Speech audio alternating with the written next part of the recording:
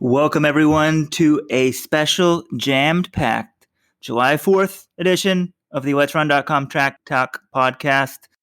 I'm your host, Weldon Johnson, joined by Jonathan Galt and Robert Johnson. We got a wonderful show today. First, Prefontaine Classic. What a meet. Top track meet in America. We'll break it down for you.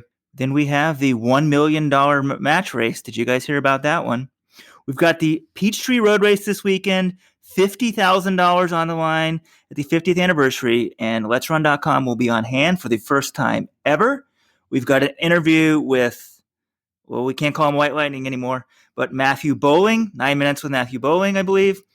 And we also have a New York Times sports editor, Matthew Futterman, on to talk about his great book called Run to the Edge. It's on Bob Larsen, essentially, on the surface, but it traces American distance running over the last 40 to 50 years, and it's a great read. We'll have him on at the end. But, guys, first, July 4th, but we got to put Jonathan Galt on the spot. USA versus England in soccer later today. John, who you got?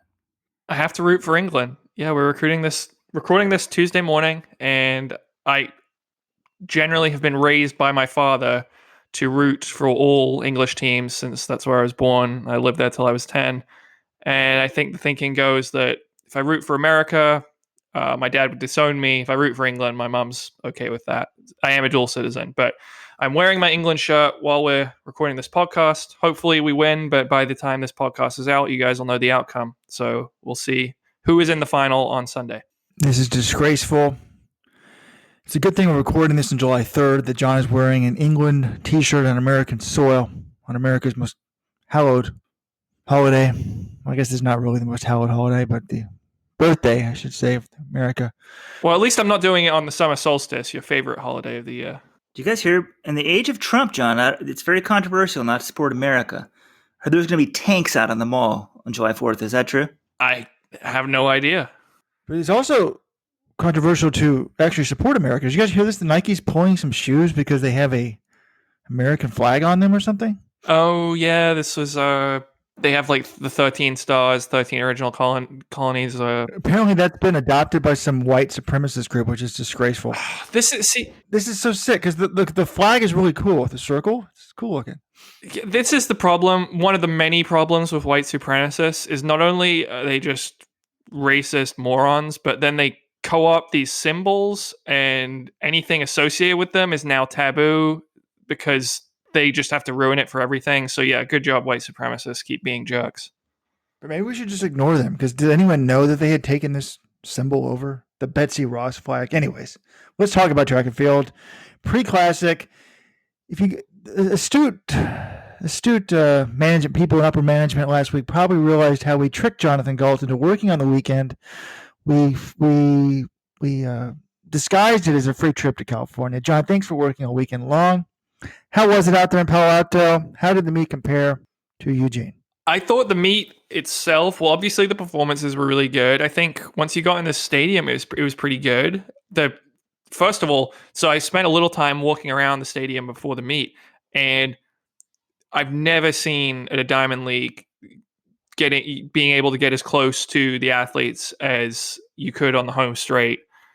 I know there are some stadiums in Europe where it's lane 9 comes right close to the stands, but like if you were in the front couple rows, you could just reach out and touch whoever was in lane 9 if they were running by you. I don't think any fans did, but it was crazy. I was walking around some of the people right at the finish line. They're like, yeah, we're Oregon season ticket holders, and we got this release for a pre-sale, and so we bought tickets as soon as we could, and they came down to California for the meet. I mean, the meet was well attended. It looked like we were told it was a sellout over 8,000, and the stadiums were full.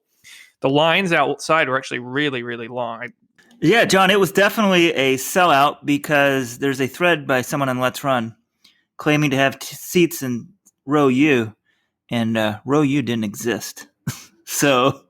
And the guy said he left. He didn't get in the meet. They offered him standing room only, and he said that was already kind of full. So, hey, sorry to him. That really sucks. Sadly, it was a great success. I mean, check out John Galt on Twitter at jgalt13. And he had a video of the huge crowds. I mean, it was amazing how long the line was to get in. Sellout, which this to me is proof positive of why folks, I should be in charge of USA Track and Field. I don't think I'd want that job. But this is proof positive why they should rotate major meets to different cities of America. You put the pre-classic in Palo Alto, it gets a huge crowd. It's a novel thing. People in Northern California want to go to it. You put it in Eugene. Like you need to have a rotation of things. This is why the Tampa Bay Rays may play some of their games in Montreal. A little bit here, a little bit there. Hey, you're popular. I don't know, Robert. I mean, we had a Diamond League in New York, and it got yanked because people didn't support it. You really think how many stadiums in this country can host the Prefontaine Classic, and B, how many people would actually go out to support it? I think a lot of people, it helped that Stanford is somewhat close to Eugene. So there seem to be a lot of people on the West Coast who would normally go to Eugene who just goes down to Stanford for this meet. But you hold this meet in Iowa in the middle of the summer, I don't think anyone's going to come. No, I'm not saying to move the Prefontaine meet every weekend. I'm just saying how it's good to put things in different parts of the country. And people, I know a lot of people in California that were excited to go to the meet. An ex-athlete that I coached at Cornell held a tailgate there. He's not going to Eugene because, well, he'll go to Eugene for the Olympic trials. I mean, he's a big track fan, but he's not going to go up there for the pre-classic. So I just think it's good every once in a while to have a thing in a different city, and it was a big success. I mean, I feel like the sellout shows that you can hold a meet somewhere else and a lot of people will come up. I mean, this is relative to track, right? 8,000 isn't that many people. Hold it in Austin, you're going to get a big crowd. There's other places.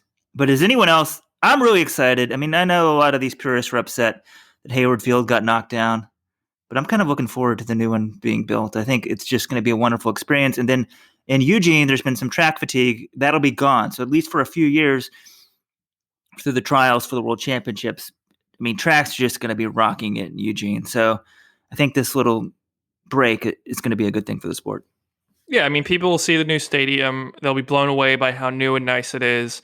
I'm sure that Phil Knight's money will buy them quite the palace for track and field. And so, yeah, a lot of those people who are complaining about it getting knocked down will probably forget it once they get their new unobstructed views on the home straight. But let's talk about the races. There are a lot of them. There are a lot of good ones. I'm going to ask you guys just straight up. I mean, what was the most impressive performance of the day? Who is your sort of MVP of the pre-classic from Sunday? I mean, I think the obvious performance was Sifan Hassan's 8:18 and then 3K. Statistically, that's got to be the best performance mark run. I mean, the race overall, it was the second best women's 3,000 meter ever. The first one was over 25 years ago in China, and a drug and fueled race. So that was the best performance. But I don't know. I mean, so many women ran well, so maybe that just shows what they can do. For me personally, I was probably most surprised by Faith Kipyegon. I mean, what a run. Her first race back from pregnancy. I just kind of assumed she wouldn't be sharp, and she wins the women's 1,500 meters. Well, are we only talking about distance races here? I mean, shot put, Darlan Romani from Brazil, Diamond League record. Guy was a beast. So, John, when you please be a little more precise in your question. I asked performance of the day. I didn't put any restrictions on it, Robert. You going with shot put. Weldon's going with 3,000. I think, Rai Benjamin ran 47.16 in the 400 hurdles. I think in terms of where it ranks on the top 10 list, in terms of actual Olympic events, that one was probably the performance of the day there.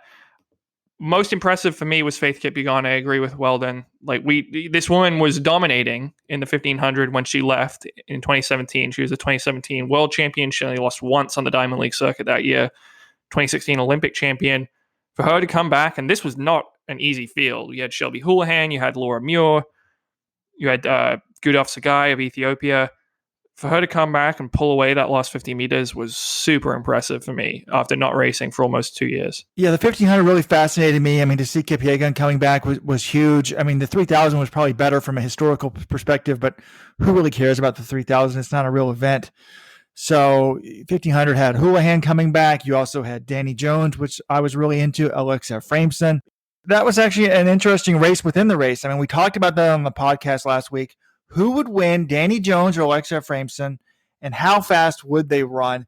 And in the end, guys, the answer was I was proven incorrect. I thought that Danny Jones would beat Alexa Frampson, but that's not what happened. Alexa Frampson beat her, but it was disappointing for both of them. 4:06 for Frampson, does not PR, which John predicted last week. John, incorrect for you as well. So I guess we just totally butchered that prediction. And then Danny Jones ran a PR of 4:07, just a small PR. So I'm going to have to violate my rules. I always said as a coach, you can never be upset if you run a personal best, but I was disappointed in that, as I was in the women's steeplechase, where Ali Ostrander, she also ran a PR, low 8:30s, like 8:31, I think, John? 9:31. Excuse me, 9:31. I thought she might be able to break 9:25. So both of them PR'd, but I was a little bit disappointed in those performances. So, John, whose PR was most disappointing? Violating Let's Run's number one coaching rule, Danny Jones or Ali Ostrander?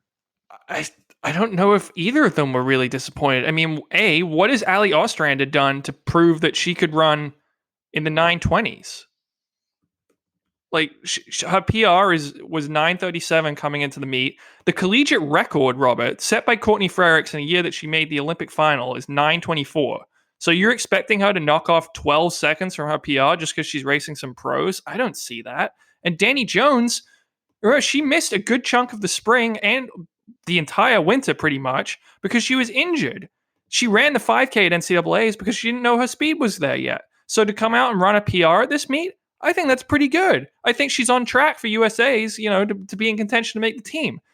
I think your expectations are just too high. And then the other thing I would say is, last week I did predict that Efremson would beat Jones, so I got that part of the prediction right. And I think I cautioned you that Jones might not be ready to run that fast because she was injured this spring. So to me, I sort of feel like I got that 75% right. Why would I think she'd run 9:25? Because she ran 9:37 in 95-degree heat. If you drop 25 degrees off the temperature, I would think that would be worth at least 10 seconds in a steeplechase. I don't know. That's but it proves to me actually about the steeple. It's just short enough. They're not running that fast that they can run pretty well in almost any conditions in that race. You can't do it in the 5,000 in the heat. Steeplechase, you can get away with it. Yeah, and can we mention one other collegian or recent collegian? She has since turned professional. Jessica Hull of Oregon and Australia in the 1,500 meters. She was right up there at the bell with Muir and Kipyegon and Gudov Sagai, and she faded a little bit on the final lap, but she runs 4:02. That's phenomenal. I mean, this is a woman who entered NCAAs as the reigning champion, and with a 4:08 PR, she runs 4:06 to take second at NCAAs, and now 4:02 at pre. Only Jenny Simpson among collegians has ever run faster, so that was pretty impressive to me. Yeah, I thought her run was amazing. I mean, I was watching the broadcast, and I'm like, whoa, there's 300 meters to go, and she's right there. And I think that type of performance, total breakthrough, was maybe what Robert was hoping for from Danny Jones. For Efremson or something, it's hard to do. Like, she's been racing the pros for so long. And I think maybe I would argue there's a mental component. Maybe your first couple cracks in the pros, if you try something different, just go for it. That's your opportunity. I know some physiologists, maybe even ex-coaches like Robert are going to disagree with me. But what if somebody, she just she wants a contract. So she just put herself out there to see what happens. And like my big breakthrough in running came, I was doing a 10K. I went out, flew out to Stanford. My coach just said, run up front as long as you can. And I made it like a little over 4 miles, way faster than he thought, 20 seconds. But it was just a different mindset. I'm like, he just said, stay up front as long as I could. And like after that, I was a completely different runner. So I just wonder if somehow it's just such a big jump to the pros. I mean, after the women's 15 ended, I was so impressed with Hull, but then I was like, wait, Efremson and Jones? I didn't even think about them until I looked at results. I never even saw them in the race. It's just a huge jump. Yeah, well, she made herself some nice money there, going from 4:06 PR to 4:02 before you sign your contract. She probably added a couple, $1,000 to her first contract. And a couple diehards may be having heart attacks right now. If you were listening really closely, you hear that Weldon entered a race planning on dropping out, and he did drop out, and then a few weeks later, he ran like a minute and a half PR in the 10K. So, folks, it's okay to drop out of races sometimes. Actually, proving my number one point also that all races except for like U.S. championships, NCAA championships are basically practice. So there you go. But perhaps the biggest winner of the week, not even in the pre-classic 1500, Dave Smith of Oklahoma State. Because Sinclair Johnson won NCAAs. If she runs pre, maybe she runs 402, and then maybe she tries to go pro. Although I guess Nike does sponsor Oklahoma State, so maybe they could just keep her in the Nike bid for one more year at Oklahoma State and then pay her. Well, I mean, we'll see how she does at USA's. If she makes the team or, does something big, she might just decide to turn pro right then and there. So we will see. So we talked about some people who have excelled at the pre-classic, John, but let's talk about those. There was more so than most years that I remember, some huge names that really stunk it up. I don't know who to give, which stud sucked it up the most. Elijah Manengoy. He's only the reigning world champion. I was going to give him Olympic champion honors, but sorry, Matthew Centowitz, those are yours, I know. He was 12th in the mile. Yomif Kajelcha, the indoor mile world record holder, was 13th in the mile at 3:58. Nick Willis, the two-time Olympic medalist, was 14th in the mile. So 12, 13, 14 are Manengoy, Kajelcha, and Willis. Pretty amazing. 3:57, 3:58, 3:59. Almaza Yana, the 10,000 world record holder, ran in the back of the women's 3,000 the whole way and I think finished last. That to me wasn't that much of a shock because we had no idea if she was healthy. But the other three were pretty shocking. And then also with a little fanfare after the race. But NBC, they were talking about this guy winning it. I would have thought so as well with his speed. Ronald Clemoy, the guy that Renata Canova says will be the 5,000 meter champion at the Olympics next year. DFL in the 2 mile, I believe, or at least 15th place, 8:42.41. John, which of those was most disappointing? I'm gonna go with Kajelcha because he had been running really fast earlier this year. He still has the fastest mile in the world this year by a ton with his 3:47 indoor world record. Whereas some of these other athletes, we know that Quemoy has been injured the last few years. Elijah Manengoy, it turns out he's been battling an injury since right before Stockholm when he ran poorly there. So Nick Willis, I think Nick will just admit this. He's pretty old. He's 36. So it doesn't really shock me to see a 36-year-old not up there at the pre-classic, even though I know that Nick did medal at the last Olympics. And Ayana's been hurt too. So to me, Kajelcha, I don't really know what happened to him because he was up there and then he just really faded really badly to finish in 3:58. He gave up, his scalp to pretty much everyone in the 3:58, 13th place. So that's my pick, Kajelcha. Because I don't really know if there's an explanation for why he didn't run well. Yeah, good answer there. I definitely agree with you. He was the most surprising. I mean, everyone else has an excuse. I think you sent a text to Manengoy's coach, John. I don't think we published it on the website anywhere, but he's been dealing with the injury, as John just said. So exclusive reporting by John. Good job there. But that's one thing. I know it's on their contract. They have to show up at this meet, but Manengoy is such a big talent. Like, can he get out of this somehow? Like, hey, I'm injured. I don't need to be running these two meets. Like, to me, when you ask the difference between the American elites and the Kenyan elites, like, that's where you see the mistakes. Like, Salazar's not going to jeopardize somebody like this. They sometimes do races they shouldn't do. Pre is really big in their Nike contract, but why are you running Stockholm if you're already hurt? Like, Worlds is getting closer. I just don't think that was very smart on their thing. But Kajelcha, very surprising. Salazar always has those guys ready to go, and he was terrible. Now, they said on the NBC broadcast, Craig Masbach said that originally he was going to run the 2 mile at pre, but he's got to run well apparently in some Diamond League meet soon in Europe in the 5,000 to qualify for Worlds. So they wanted to back off. They thought that it'd be too hard to recover from the 2 mile to get ready for this 5,000. So it must be coming up soon. So maybe he's been in a big training block and is backing off that and not quite ready for this mile. Well, I think actually the case is they were saying Craig Masbach said he wants to run the 5,000 and the 10,000 at the World Championships. And Kajelcha has never run a 10,000 on the track. So he would need to do, I believe the Ethiopians are holding their trials in Hengelo in 2 weeks. I think he would have to run that race because he doesn't even have a qualifying mark in the 10,000 right now. So he needs to get that. But it's strange. I guess that was their reasoning was the mile wouldn't take as much out of him as the 2 mile. I feel like is it really going to affect you that much? Maybe. I don't know. The Cachocha run didn't bother me that much. I mean, he won a Diamond League 5K a month ago. He's, the mile's not his focus. He gets in there. He was up there for much of the race. Starts fading. Probably says, okay, I'll save it for another day. The other guys are more concerns long term. Where are they going to be at Worlds? They haven't been showing it this year, none of them. And I say guys, but I mean women as well with Ayana. So can they get ready by Worlds? And with Manningo and Ayana, those are two, major medal threats. Another person who's a medal threat who did really well at Pre and hasn't gotten any mention is Shelby Houlihan. I mean, she brought it that last lap in the 1500. We were praising Faith's run to get the win, but Shelby played it a little bit cautious and then kicked like she can kick and almost got the win.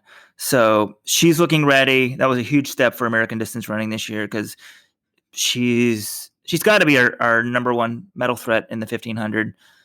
I would say, no offense to Jenny Simpson. Some may want to differ just with Simpson's pedigree and past record, but Houlihan's the number one in America right now. There's no question about that.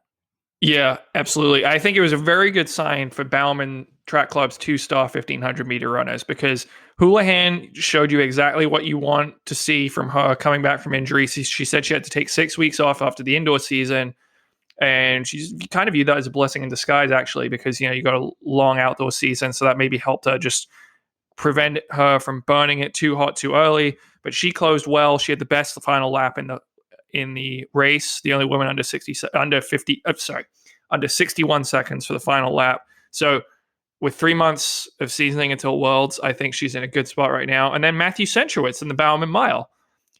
I was watching the first few laps and I wasn't sure what to think because I know Centro doesn't go out right near the top in Diamond League races, but he was hanging near the back. He was threatening to get dropped. I was thinking, man, this could be a disaster for him and Jerry in his first race for Bowerman. But he ended up closing really well, 55 seconds for the last lap. He made it all the way to 6th place.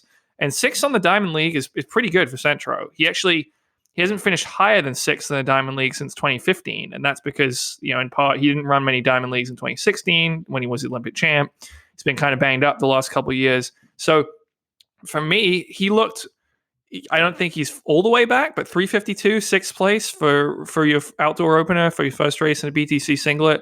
I think it's good, and I think if he can just stay healthy, which has been the issue the last couple of years, he's going to be a medal contender in Doha. That was, to me, one of the biggest performances of the weekend. I mean, both Houlihan and Centro. I mean, we know they're huge talents, but it's hard to run well if you're injured. And the Centro thing, I mean, we didn't even realize this. I don't think we talked about this. He didn't have the 1500 qualifier. Remember, you can't chase it after USAs. USAs are at the end of the month, so he really needed to get it in this race, and he did. And, I added this to our recap. I just think that race, yeah, he's a big talent, but he's such a smart racer. Like, some guys might have gone in there not in the top fitness and blown that race. You go out too hard, you blow up, you don't have the qualifier, then you got to go chase it. It's going to mess up your training. Now he can just go back to training and get ready for USAs. But he ran the first 3 laps all within 1 second of each other. I mean, 57.7, 58.3, 58.6. I threw out the first 9 meters of the mile there and then had the big last lap. Huge performance. And John, you spoke to him after the race. You were the one journalist that asked the obvious question, John. This is why we sent you out there. You asked him, hey, Matthew, why did you leave Alberto? Why did you join Jerry? What was the answer? Essentially, it's sort of what I got the sense that it would be. He said the relationship with Alberto ran its course. I think he's been in Alberto's system. He was there from 2012 through 2018. So that was 7 years. He knows what to do. He knows the workouts. I think he just felt like it was time for a change. Like, they both got out of it what they wanted. Centrowitz won a bunch of medals, including World Indoors and the Olympics. And Alberto coached him to that and played a huge role in that. But I think at the end of the day, Matthew, I don't know, maybe the injuries the last couple of years had something to do with it, but I think he was just like, look, I had a good run here. I need something new to excite me. He's already reached the pinnacle of the sport. So if you want to keep going, you got to find ways to stay interested and stay motivated. And to him, I think the idea of going back and just doing the same thing that he'd been doing the last few years with NOP didn't really motivate him. So last year, he went back east and trained a bit with his dad. Alberto was still running the workouts. And then he needed a new group. And essentially, he's somewhat hamstrung by his Nike contract because, there are certain groups and coaches that are affiliated with certain shoe companies, and I think he wanted to still train in a group. So when you look at the Nike sponsored groups, there's NOP, there's OTC, and there's Bowerman. Those are the big three. He looked at Jerry. He knows Jerry. He has a lot of respect for Jerry. He likes a lot of the guys on the Bowerman Track Club. That was the choice for him, and now he's out there in Beaverton just with a different coach. Was there any follow up though about like he said he was going to want to be coached by his dad? What happened there?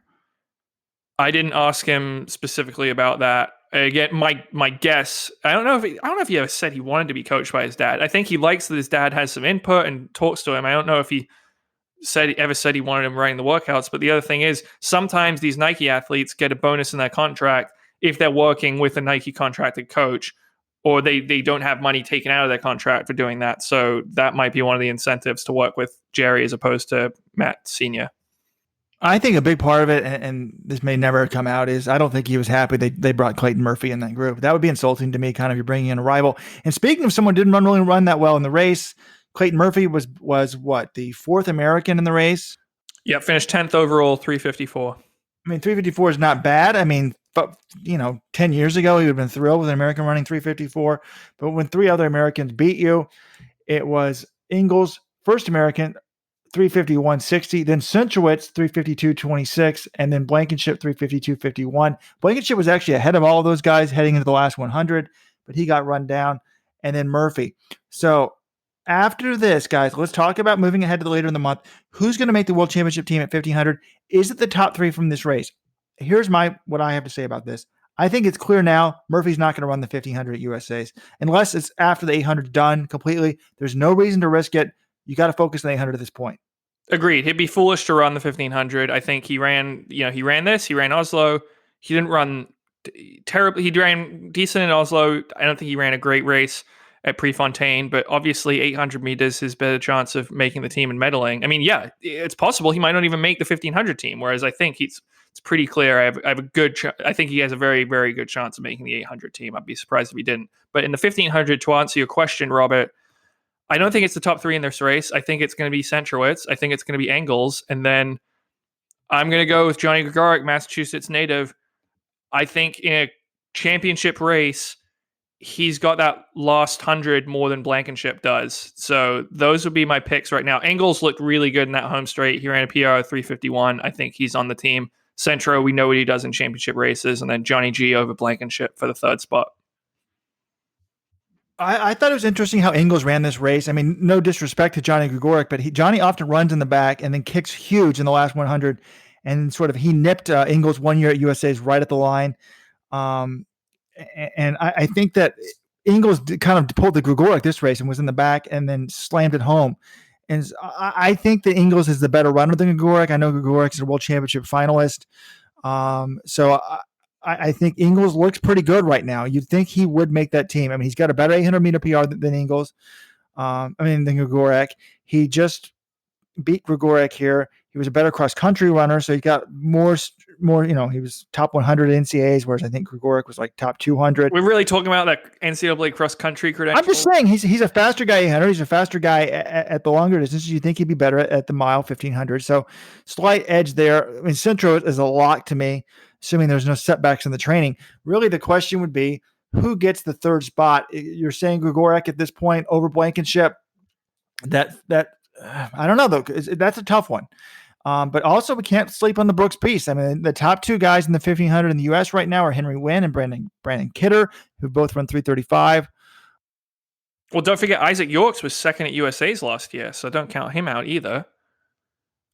I think one guy though we kind of can't. I mean, well, no, I'm never going to count out Robbie Andrews, but I'm just going to say the season's not been going well for him. He didn't run well at the Adrian Martinez Classic. He didn't run well at the Boost Games, and then this week at Princeton, he was a DNF.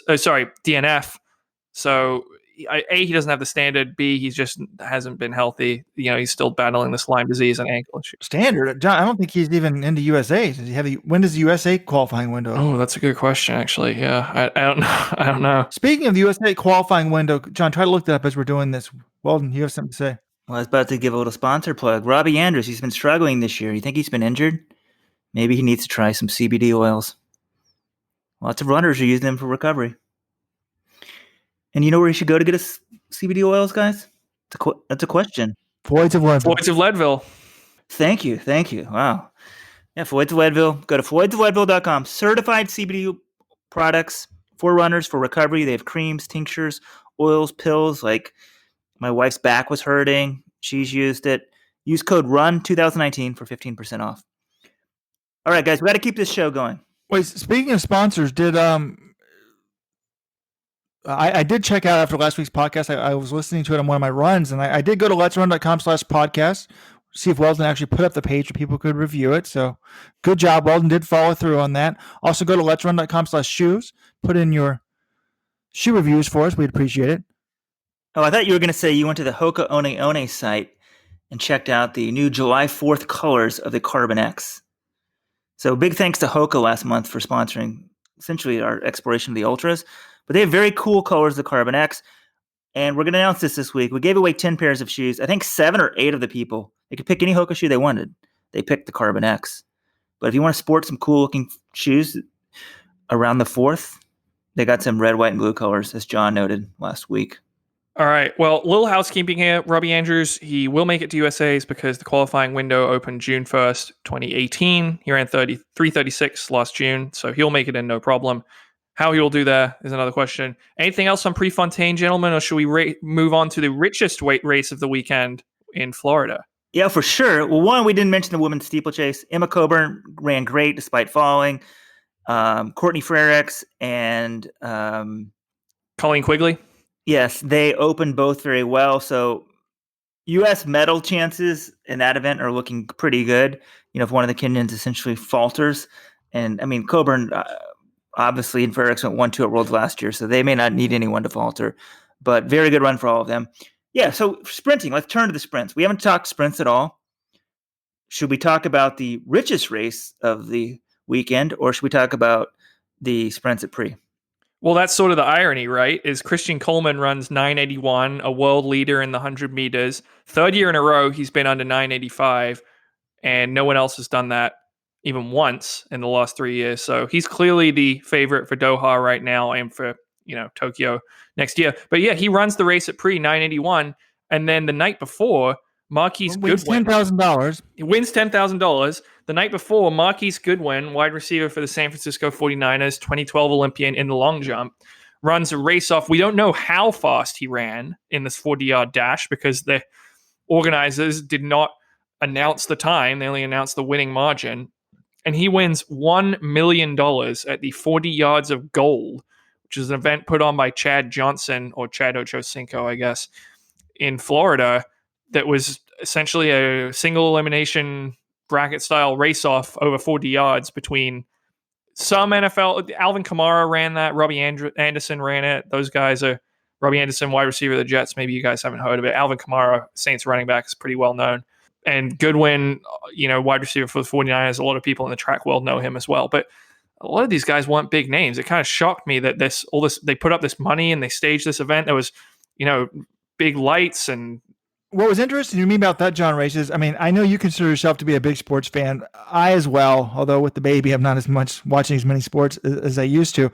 But and Weldon too. We run Let's Run. We had never even heard about this race until after it had already happened. So the pre-race publicity was amazing. Or the lack thereof was amazing. But it's just, I'm fascinated by this in so many levels. $1 million. Now maybe they're going to lose money on this. It was pay-per-view, but it just shows you that what a small piece of the pie we have in track and field. It's pretty amazing. John, you should have probably asked these sprinters, hey, what do you think about this? These guys made 100 times more money than you did, for winning a Diamond League. But, it was interesting. And we've been getting I put it up on, someone had a tweet of the race and I tweeted it myself. You can do a sub retweet or something. And so I get the comments on there and people were talking about the race a lot. And let's give some props to the runner-up. Dante Jackson, guys, he's a stud. Marquise Goodwin, obviously, they're like, of course he went. The comments are Olympic speed is different than pro football speed. People are he's a long jumper. It doesn't matter. It's really interesting. But Dante Jackson, then people are once someone pointed this out, people are oh man, give him his props. Dante Jackson went to LSU. He's only 23 right now. He ran a 10:22 at LSU. Win legal. So, I mean, the guy is fast. I mean, he could be an NCAA contender.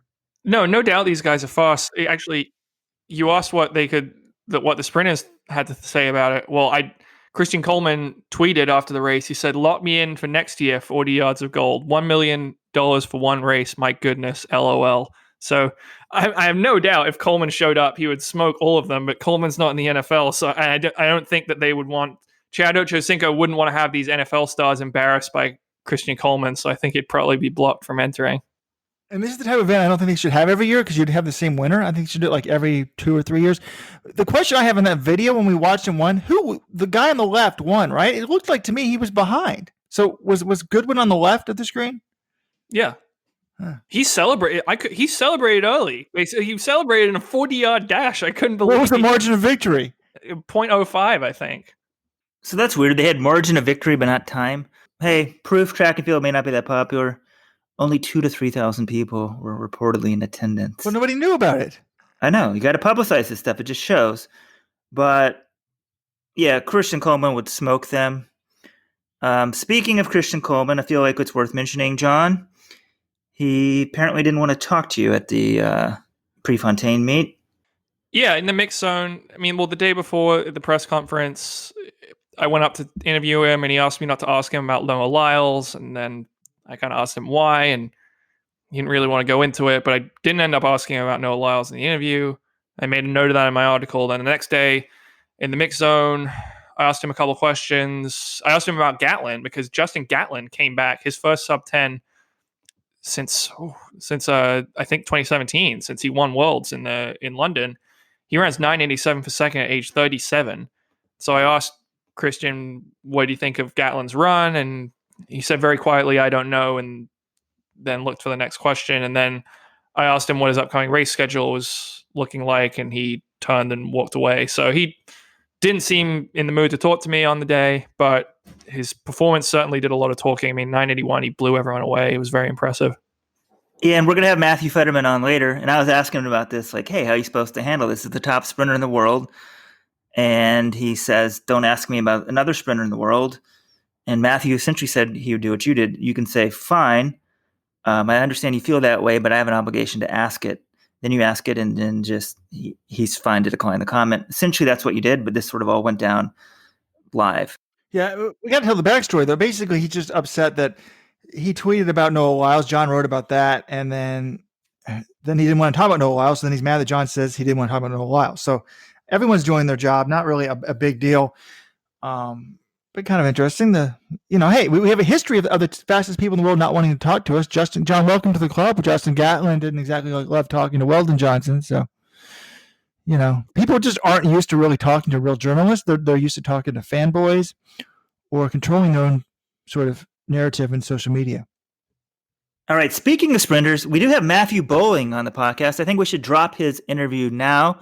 He's the high school star, the Gatorade Athlete of the Year, and because of that, Gatorade set it up so John could talk to him. It's good that John's still the fastest high schoolers will still talk to John, just not the professionals.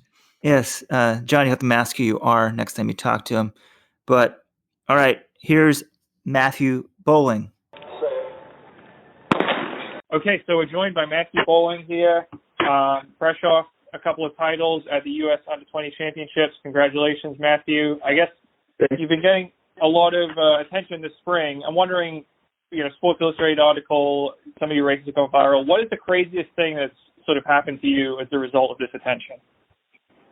Definitely, I'd say Sports Illustrated was pretty crazy just because that's such a, well-known place. Everybody wants to, be in that, so... And I've been growing up reading, about Olympians who were in it, like Michael Phelps.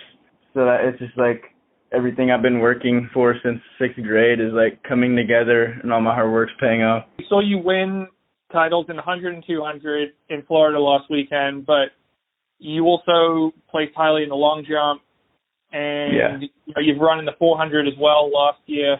What do you think of yourself now? Do you think of yourself as a 100-meter runner or a 200-meter runner? What do you think of yourself as? I see myself as a short sprinter, a 100, 200 guy, but I feel like my best event it's potentially going to be the 200 just because I have the 400 base. Like I ran that last year in 46.1, so I have the speed endurance, and also I have the time of a win legal 10:13. So I feel like a combination between the 1 and 4 with the 200 could be a really good event for me.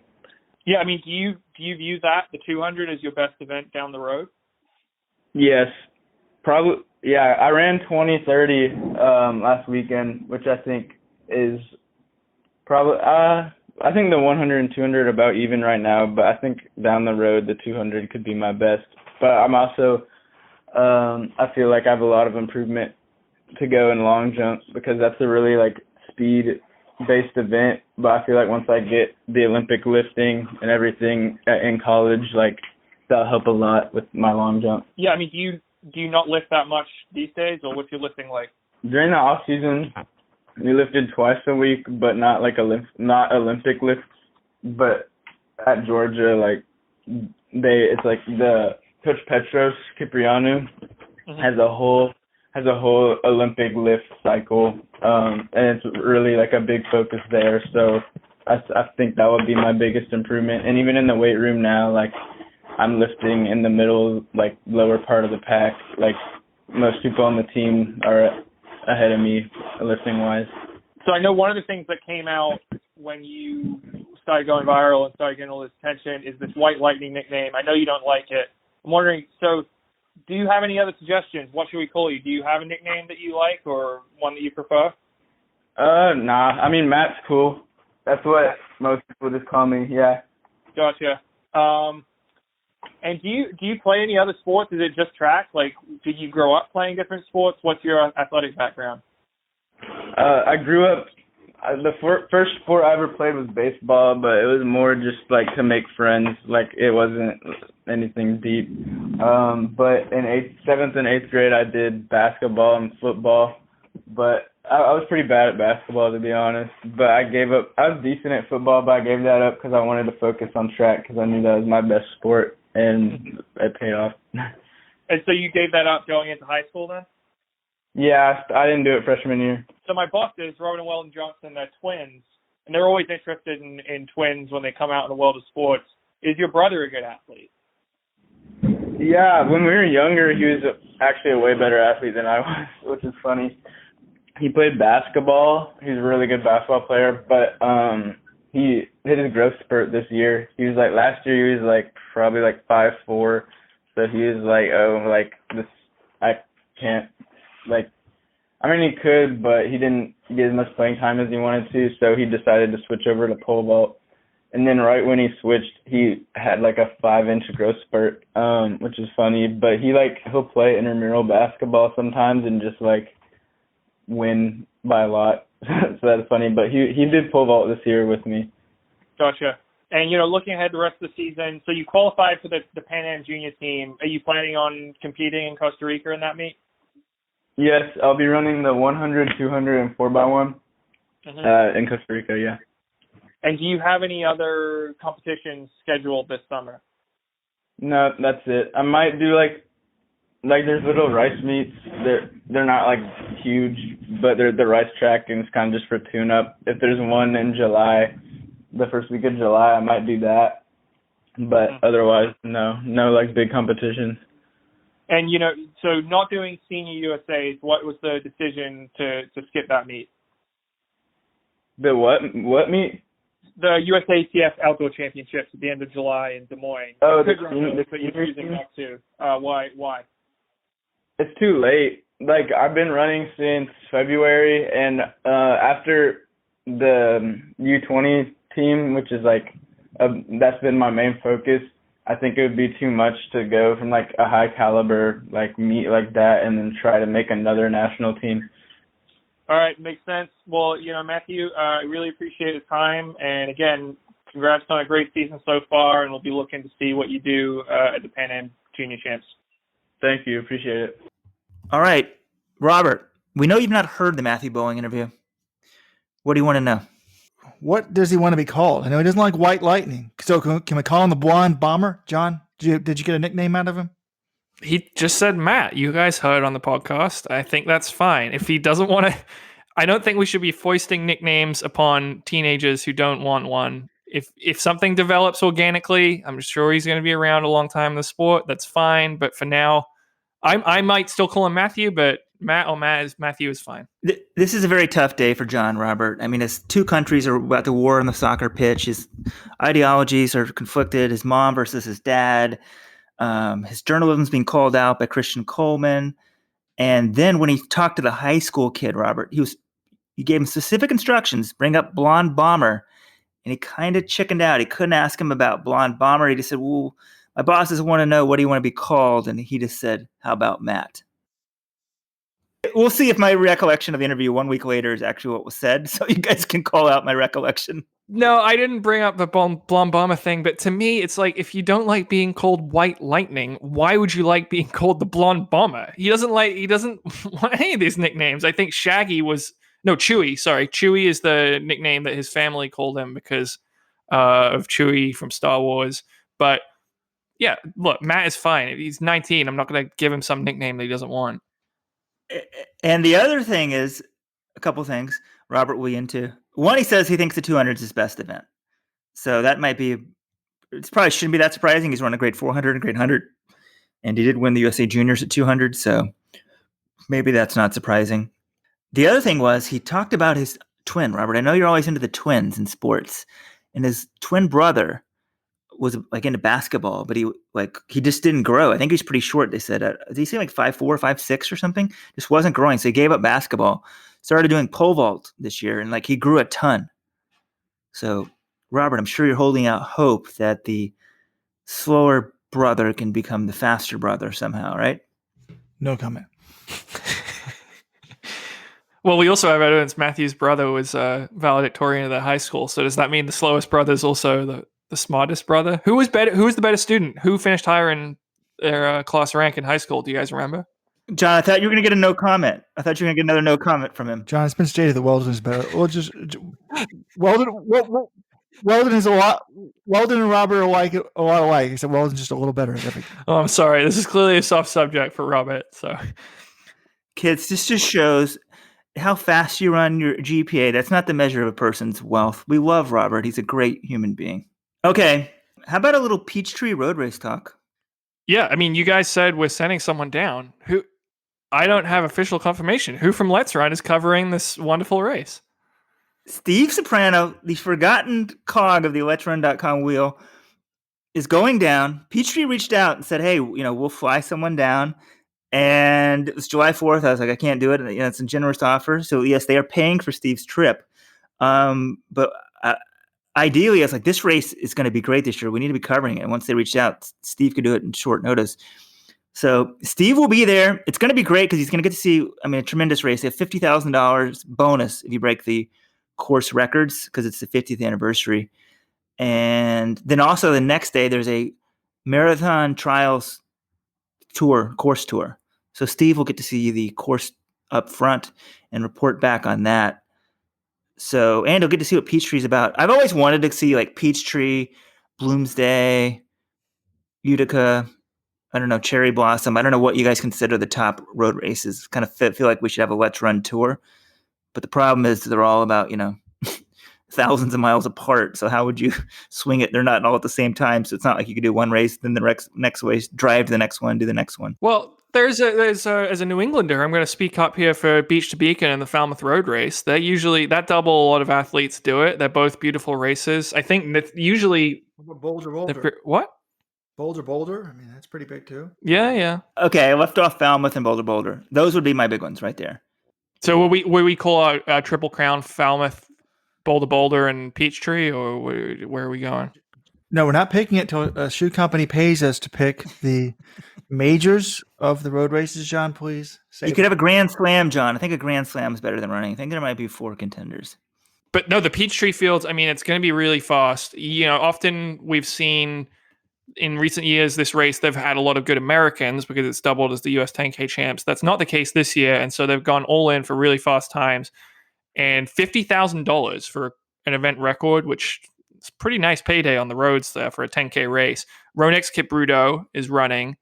he just destroyed everyone in Stockholm with that incredible 26.50 on the track in bad conditions. I was talking to Scott Simmons at Stanford, and he's like, John, you don't realize how awful the conditions were on that race. Like the wind on the track, it was just cool. The weather was cool.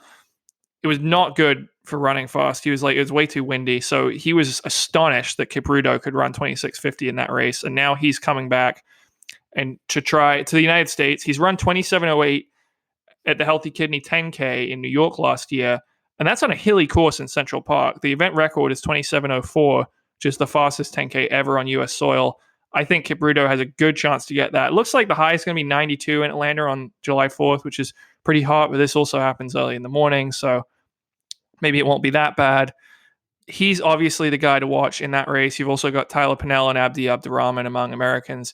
And then on the women's field, Briga Kosgei, who just crushed everyone at the London Marathon, she ran 29.54 for 10K on a downhill course on New Year's Eve in Madrid.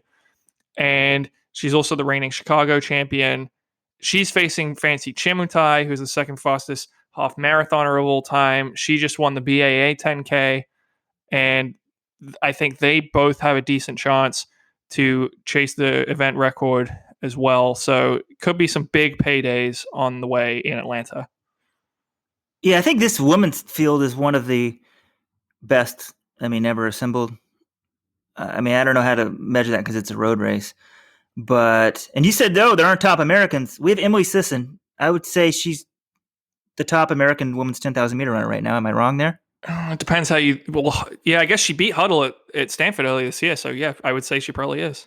So yeah, that shows how good this field is. Sisson, America's number one's in the field, and she's sort of an afterthought in terms of I assume going after the record. The women's record is 30:32 by Lorna Kiplagat, but you've also got Agnes Tirop, a world XC champ who won a track bronze medal in 2017. She's in the field. Ruta Aga, another 218 marathoner, Tokyo champ. She's in the field. Carolyn Kipkuri, who's a 14:27 5K runner. She ran at 8:31 at pre. So I think Tirop ran at pre as well. So it's a stacked field, and the $50,000 clearly is what's bringing them. I think the first place prize money is $10,000. Outside of that, actually, let me look that up. But it's an amazing field, but I'm a little worried about the weather. It looks like it'll be 77, 78 at the start with a dew point of like 69 or 70. That's far from ideal. Kipruto, these women's field are all such studs. You think they would break that normally, but that weather. What do you think? Let's predictions. I was going to say both, but I'm going to still say both. Both go down. Yeah, I say they both do it because the course records are really good. Lorna Kiplagat was a stud, but you get that much talent there, all chasing $50,000 for the course record. Someone's going to go out that hard, or they're all going to go out that hard. Someone's going to hold on. I think the women's record goes down. I don't know who will win. I'm pretty confident Ronex Kipruto will solo this and get the course record in the men's race as well. Okay, guys, let's move on to the Japanese Nationals last weekend. I'm sure you guys paid very close attention to it. What I would like to point out are two things. One, the men's 800 was won by a high schooler. We've talked about this guy on the podcast before, Alan Tatsunami Clay. I think he's 17. This is the guy that did well in that split up 800 at the World Relays. Remember how close he was to Donovan Brazier? He won in 146.59, the new high school and under 20 record for Japan. But more importantly, we talk about Sports Gene by David Epstein, the book, and just how the genetics of the different people that live in different parts of the world are all different. It's pretty amazing. The women's 1500, guys, do you have the winning time there in Japan? Shocked me. Like the winning time was 4:15. The third placer and the fourth placer were both PRing in 4:16. So I was like, what? They're PRing, getting third in nationals in 4:16? Like in the 3000 at the pre-classic, like even people in the back of the pack, like Wayne Kaladi was running like 4:16 for the first 1500 of that race. Like she equaled her PR in the middle of a 3000. Like it's amazing how fast that race was. So here's the question for you guys. Guess what the Japanese women's 1500 meter national record is? Weldon, you're up first. Oh my gosh. The winning time was 4:15. What'd you say it was? 4:15. I'm going to go 4:06. That's a good guess. I will say I'm going to give him even less credit. 4:08. Wow, split the difference. 407.86. Good job, guys. Good job. I'm claiming victory on that. That's basically a 4:08. Thank you, Robert, for making it sound like 4:07.8 is between 4:06 and 4:08. Well, 4:07 is between 4:06 and 4:08. Well, in the women's 3,000, the pre-classic, do you guys realize how fast Hassan ran? Like, I mean, it's 8:18. I know that, right? But she was split. Like, I looked up her splits, and I'm estimating her 1,500 split was like 4:12.9, maybe 4:13 flat. She went 4:13, 4:05. You don't realize how ridiculous that is? Coco ran 4:12, 4:07. Like, that is really good. Yeah, well, it is. People would say it's a clean world record. It's certainly the fastest time ever by a non-Chinese woman in September of 1993. So, but I guess that shows she could go even faster, right? You know, if you're going 4:13, 4:05, granted conditions did look, there's a little wind at pre, but conditions, I mean, it was a beautiful day for a track meet. But yeah, I mean, it was incredible performance by Sifan Hassan. She said that was 3,000 is her best distance. I would have to agree because she's run 3:55 and 1,500 already this year, but she's doing the 5K, 10K double at Worlds still. She said she wanted to double, and 1,500 and 5K finals are stupidly scheduled for the same day at Worlds. So that doubles out the window. So she had to do 5K, 10K. So we're trying to wrap this up fairly soon because we have the Matthew Futterman interview coming up. Guys, let's go to the message board. Weldon likes to do the deleted threads of the week. I just like to point out some of the posts that I was most into. And this is for Alan Webb, folks. In case you just haven't been on the message boards, breaking news this morning, Alan Webb is back. Alan Webb he has quit he had, after retiring as the American record holder in the mile, he had started a truck repair business. Apparently that is no longer going to be happening. He is now going to be a college coach at the University of Alabama, Little Rock. Arkansas, Little Rock. Arkansas, Little Rock. And I already had this thread up that I liked. This was when people were discussing, there was a big debate after the pre-classic between which group did better or worse, the Bowerman Track Club or the Nike Oregon Project. And I love this post from Long Jack in that thread. He said, quote, "Athletes make coaches, coaches don't make athletes. After you get a good rep as a coach, the athletes come. And after that, it takes good coaching and luck. And if you have a PED program, then pretty much everything works. Otherwise, it's a crapshoot." So basically, that was what I posted in the thread to Alan. I said, here's some free coaching advice from a former college coach. I said, one, remember, if you have talent, you can run well for any coach. Like Alan Webb ran well for Salazar. He ran well for Jason Vigilani. He ran well for Scott Rasko. Like these guys, Matt Sintrowicz ran well for Andy Powell, Salazar, and now Schumacher. Like they're going to run well if you're super talented. So recruit. That's the number one key to Webb. And then number two key I said to him is, I said, Alan, I hope you're like Alberto Salazar and learned a lot from the mistakes you made as your own athlete. Alberto burned it too hot. Didn't have a very long career. Same thing with Alan. Back off a little bit. Best of luck to you, Alan. Go Trojans. Okay, Robert, that's like perfect sort of setup, I feel, for the Matthew Futterman interview because you're saying the athlete makes the coach. And I sort of agree with that, but like if you look at Bob Larsen's career, I didn't know anything about it. I just sort of viewed him, hey, he's this guy who coached Meb, and like, you know, Meb made Bob Larsen. But then if you go back 50 years, Bob was coaching like he started out growing up on a farm like a Kenyan, essentially, like running to school in Minnesota. His dad has a pretty bad injury, can't farm anymore, so they moved to California. He goes to college there. Then he starts coaching at a community college, a high school, and then a junior college. And it's like one local area, Robert. You're not allowed to recruit. And he gets guys from this local area and just starts killing it. And then he jumps to UCLA, and sort of people forget about him. And he had some pretty good guys at UCLA, but at UCLA, you're going to shift a lot of your. This is maybe where you factor in the talent. Then you put a lot of resources into track, sprinting. So he's not winning NCAA titles, but he's pretty good program. So I don't know, but like back in the day, Robert, he had two 10 marathoners back in the day from this little town in San Diego. like in the 70s or 80s, I guess, early 80s. So do you think they made Bob, or something Bob's doing sort of helped make them? Well, no, I think I'm not saying that the coach doesn't have a role in it, but I mean, the UCLA thing is the perfect thing that I used to defend my time at Cornell. Like, we had a lot of things. I wasn't the head coach. Like, you coach what you have and you do the best that you can. I mean, of course people can. The perfect example of this is Bill Ayres in the Fayetteville Mainlays. He has taken homegrown kids and just dominates the high school scene. Absolutely dominates it. But when he started coaching pros, I said, look, they're not going to dominate the pros because he's not getting the top pros. And now I don't even think they even have a pro team anymore. So it's a combination of both. It's not either or. There's a reason why Alberto Salazar started the Nike Oregon Project with people roughly of your ability, Weldon, the Chad Johnsons of the world, the Mike Donnellys of the world, and pretty much didn't do anything. But now that he's getting the top the runners in the world coming to him, he is absolutely dominating. Okay, guys, we can hear about much more in detail with Bob Larsen next, and my plan to fix New York City. I think actually my tax rate, just a little disclosure here, we might want to bring it down, the tax rate I have in place to solve the real estate problem. So AOC, some conservatives, you might want to drop it down, maybe 0.5% and 2%. That's just a little disclosure.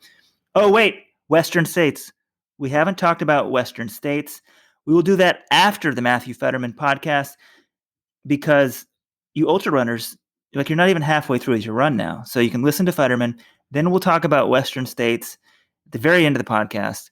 But coming up next, talk with New York Times sports editor Matthew Futterman about his book, Run to the Edge. We also are going to have a review of the book from Michael Joyner. I don't know if you guys knew this. Michael Joyner, the big doctor, physio guy, always writes about sub-2-hour marathon, other sort of sports performance issues.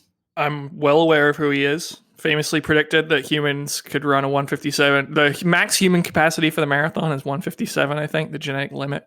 Yeah, he was college teammates with Tom Hunt, who was like a tremendous runner back in the day and is in Bob Larsen's book, ran at the University of Arizona. So I didn't know that. Sort of my history of running, sort of starts, unless you were like an Olympic champion or kind of went once I entered the sport. So he has a review of the book as well, which we'll post on Let's Run. But here it is, Matthew Futterman, and then Western States Talk. All right, I'm joined by New York Times sports editor Matthew Futterman and author of Running to the Edge, A Band of Misfits and the Guru Who Unlocked the Secrets of Speed. First of all, Matthew, I don't even know where to begin in describing this book, but I just want to get it out there. I really enjoyed it. I guess on the surface, the book traces the career of Bob Larsen, Meb Keflezighi's coach. Maybe you give the overview of the book, and then we'll start talking about it. Well, for years I've wanted to write a book about running. I'm a addicted runner, and I've run 23 marathons, and it's very important to me. But I didn't want to write one of these sort of solipsistic books that was just sort of about me and my relationship and what I think about when I think about running. And I was always looking for a story, though, that would be a great running story and would also convey sort of the emotions that I feel when I run and when I think about running. And the story of Bob Larsen, which is essentially about his evolution from a small high school coach in San Diego to a junior college coach and coaching this bunch of hippie runners in the 1960s and 70s to the National Cross Country Championship in 1976, back when that was just about the biggest distance race outside of the Boston Marathon. It really spoke to me because these guys were his lab rats. I saw a little documentary about him and really about his coaching with Meb, and it mentioned this backstory and had this picture of these guys who were just these sort of scraggly kind of scraggly looking hippies. And I just looked at that picture. They kind of looked like the Doobie Brothers or the Eagles or the band back then. And I just thought those are the guys that sort of sum up that rebellious spirit of running to me. I sort of have to figure out who those guys are and if there's a story there. And there was, and it's the story of the sort of rise, fall, and re-rise of American distance running. And the guy who was there, really, who's the through line for the last 50 years. That's the sort of main narrative, but I also like to think of the book as kind of a meditation on why we run, what drives people to run, and what keeps us wanting to be faster. Yeah, the book, it covered a lot, and I think in your answer there, you sort of. I should have a shorter. No, it was good. It's just I should have this like 30-second thing that says, this is the story of X, Y, Z. But I think that's sort of some of the beauty in the book. Because when I was I knew you were gonna come talk to me, I was like, how do I describe this book? All I know is I really enjoyed it, and there's like the story of the Humul toads. Is that how you say it? The Humul toads, yeah. I should know since I listened to the book on tape. The Humul toads. That takes up about 2/3 of the book, and that was so well told. I felt like I loved listening to it just because it was a very good story, almost like a novel, but it's a true story. And I'd heard of some of these runners, some I hadn't heard of. A couple of these guys were 2:10 guys. These guys are running sub-9 2 miles back in what? Early 70s? Early 70s, yeah. Yeah, those are records. Those are records that people had a hard time breaking for 30 years. Some of these guys, they were really fast, and it's kind of amazing because you can really see where we fall off the map in distance running when in researching this book. And I look at these guys running 8:55 2-mile races, and I think like, wow, that's pretty good. And I look at like recent high school runner, and they're running them in high school too. And I sort of looking at these times, and people just aren't really running those times in the 80s or the 90s, and they're just it's pretty impressive how good they were, and it's because they were working really hard. The book's kind of crazy. Bob's life story is pretty crazy. I know Bob a bit, and even some of these. I raced against Meb. I was in some of these races in the book, and I didn't remember him even that well. I wasn't up there with Meb in many of these races, but a couple of them I was. Which races were you in with Meb?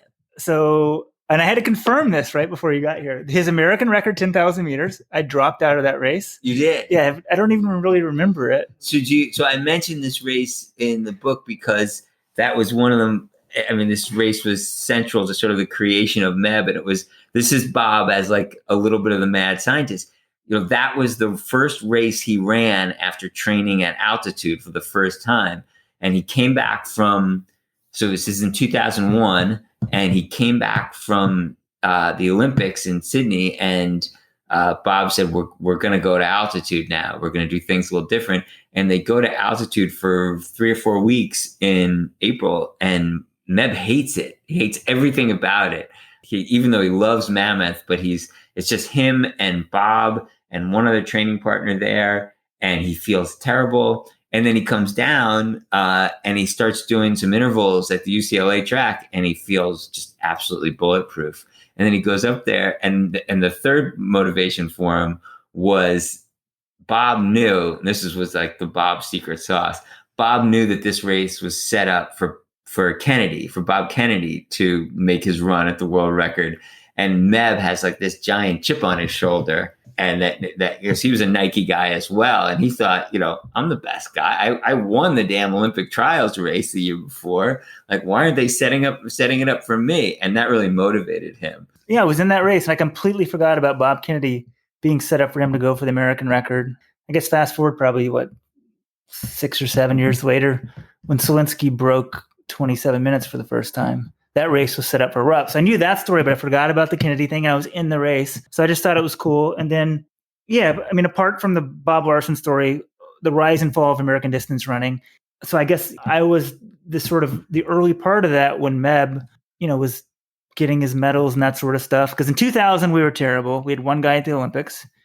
And then by 2004, Dina and Meb get a medal. And those were kind of shock things. And I don't know if they were a fluke at the time or what. And then you kind of paint this picture of like, no, Bob sort of started applying the most cutting edge science to Meb. I think those medals were sort of fluky by design, in the sense that people did not expect them.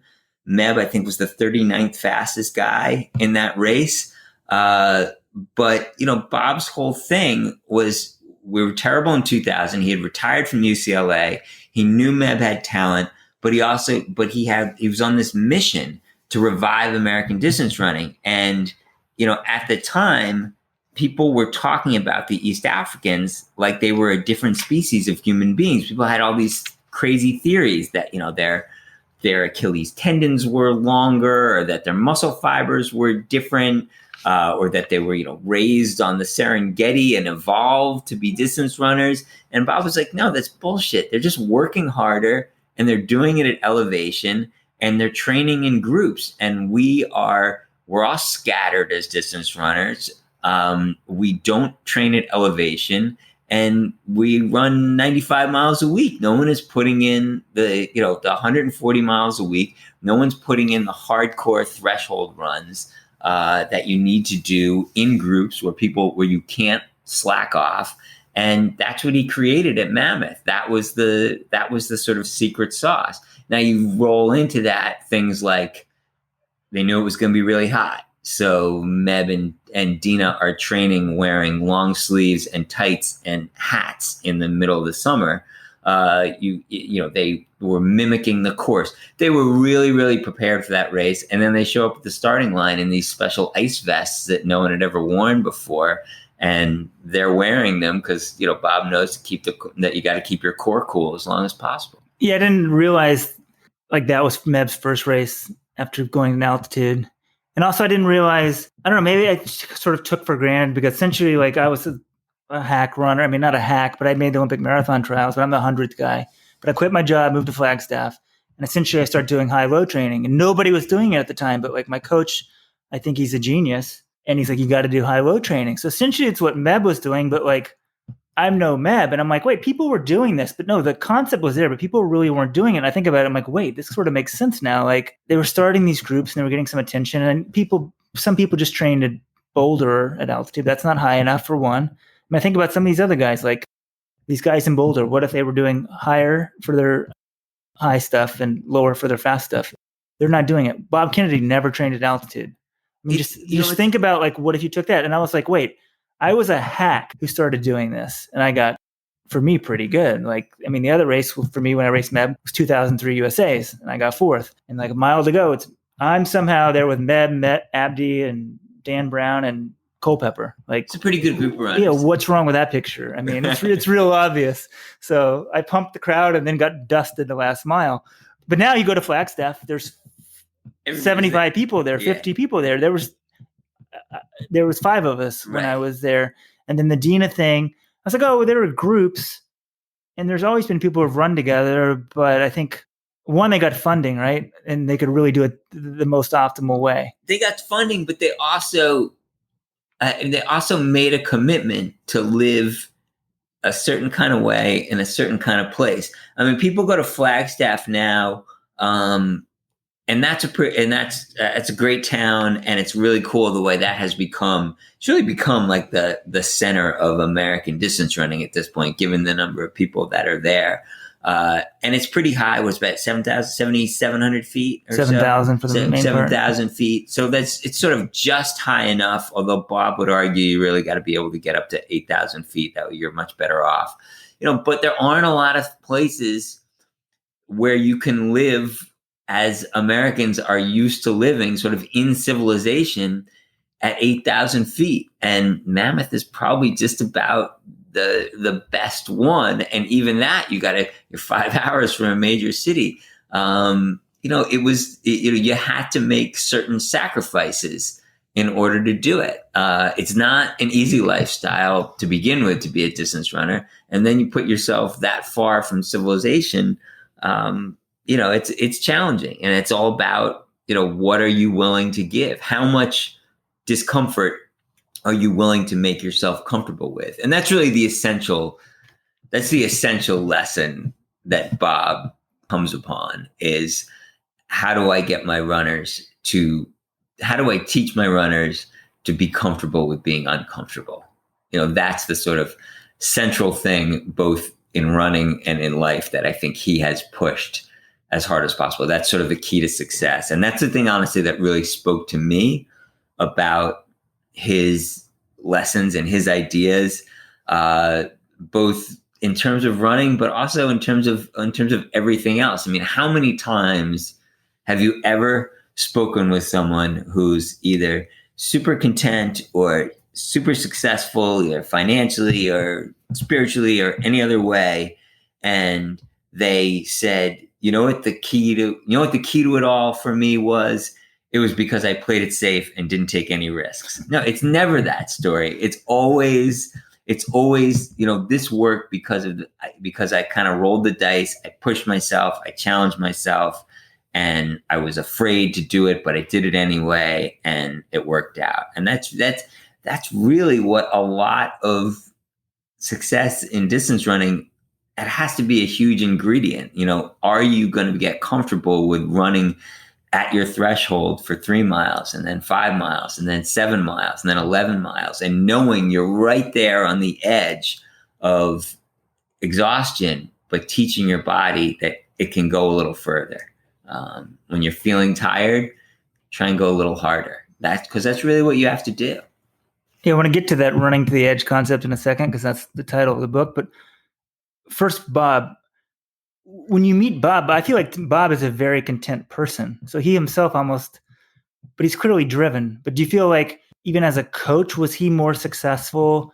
Well, the UCLA part of his career is sort of glossed over in the book, because he became known for coaching sprinters until pretty much Meb, and then he saw this kid. And he's like, I'm going to give him a full ride, and it sounds like he really never did that. But do you think Bob, even himself, when he was like starting out, and he was at high school coaching, and then in junior college, and kind of had a chip on his shoulder, he was a better coach? And then same thing once he's out, sort of it's him and Meb versus the world? Or do you think even at UCLA, Bob was this great coach? And maybe talk about maybe leaving out the UCLA part of the book, and what do you think about Bob's career? Because I just sort of knew Bob as like, I don't know, this guy who coaches Meb and V-Hill coaches him, and I didn't know.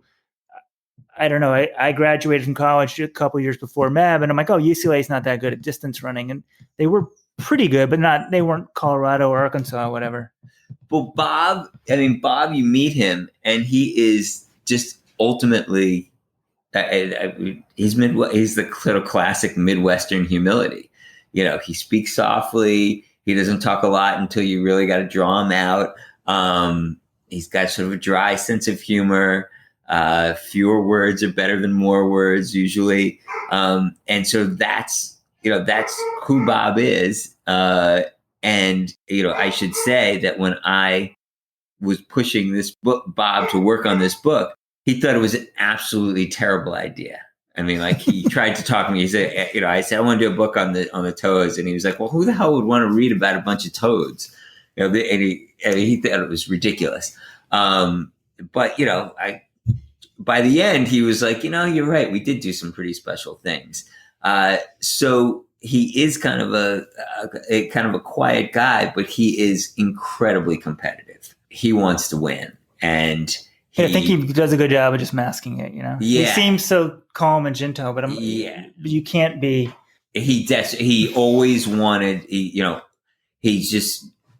wants to solve the puzzle.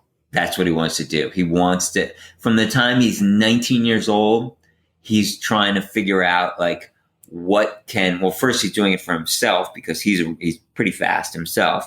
How do I go really far, really fast? And he's trying to figure that out. And he knows it has something to do with making your heart stronger. And he ends up at San Diego State University and falls in with this guy, Fred Cash, who's doing really the first studies in cardio health at a time when conventional wisdom says to strain your heart after the age of 35 is to risk a catastrophic cardiac event. And this guy, Fred Cash, says, no, I think the heart is a muscle like any other muscle. And if you exercise it, it'll get stronger. And he has adults who come to the San Diego State track a couple nights a week, and he starts checking their pulses, and he finds out, lo and behold, that the more they run, the more efficient their hearts become. And Bob is fascinated with this, and he starts working with him, and that sort of becomes the essence of his coaching, that there are there are numbers behind it and there is science behind it, and that there are things that can be measured and monitored. And that's what he's doing in, like 1966 with high school runners at Monte Vista High School in the East County in San Diego. It's kind of crazy because that's one thing that I got from this book, kind of picked up on. I mean, Bob grew up on a farm in Minnesota. He was like a Kenyan in America. He's like running to school and like milking cows. And I think I'd heard that story once from him, and I was like, "Come on, man, this is America." He's like, "Yeah, this was America in 1950s." Right? No electricity, no running water. It was a lot of what they were doing on that farm was subsistence farming. I mean, they did have cattle, and they would sell meat, and they would milk cows, and I think they would sell some of the milk. But a lot of what they raised on that property, his mother would can the vegetables, and that's what they would eat all winter. They, would raise cattle. They would, slaughter some of them and sell some of the meat, but they rented freezer space in town, which was, I think, about 15 miles away in Detroit Lakes. And that was the meat they used for, that they would eat. They what did they do on Thanksgiving? They killed one of the turkeys on their farm and they ate the turkey. It was really, this is the 1940s in northern Minnesota, sort of north central Minnesota.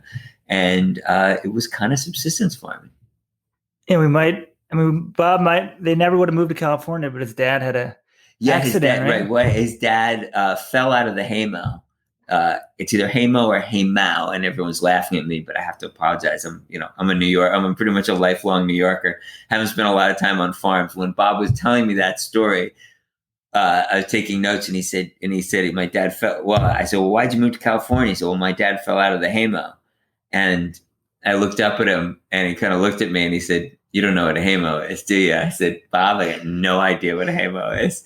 How do you spell it? Because I was listening. Haymow, and it's the second level of the barn where you store the hay. Got it. And his dad fell out of there and wrecked his back and couldn't do farm work anymore, so they had to move to California. Yeah, because I listened on tape, and I was like, haymow, hay mill? I wasn't sure what the term was either. Good.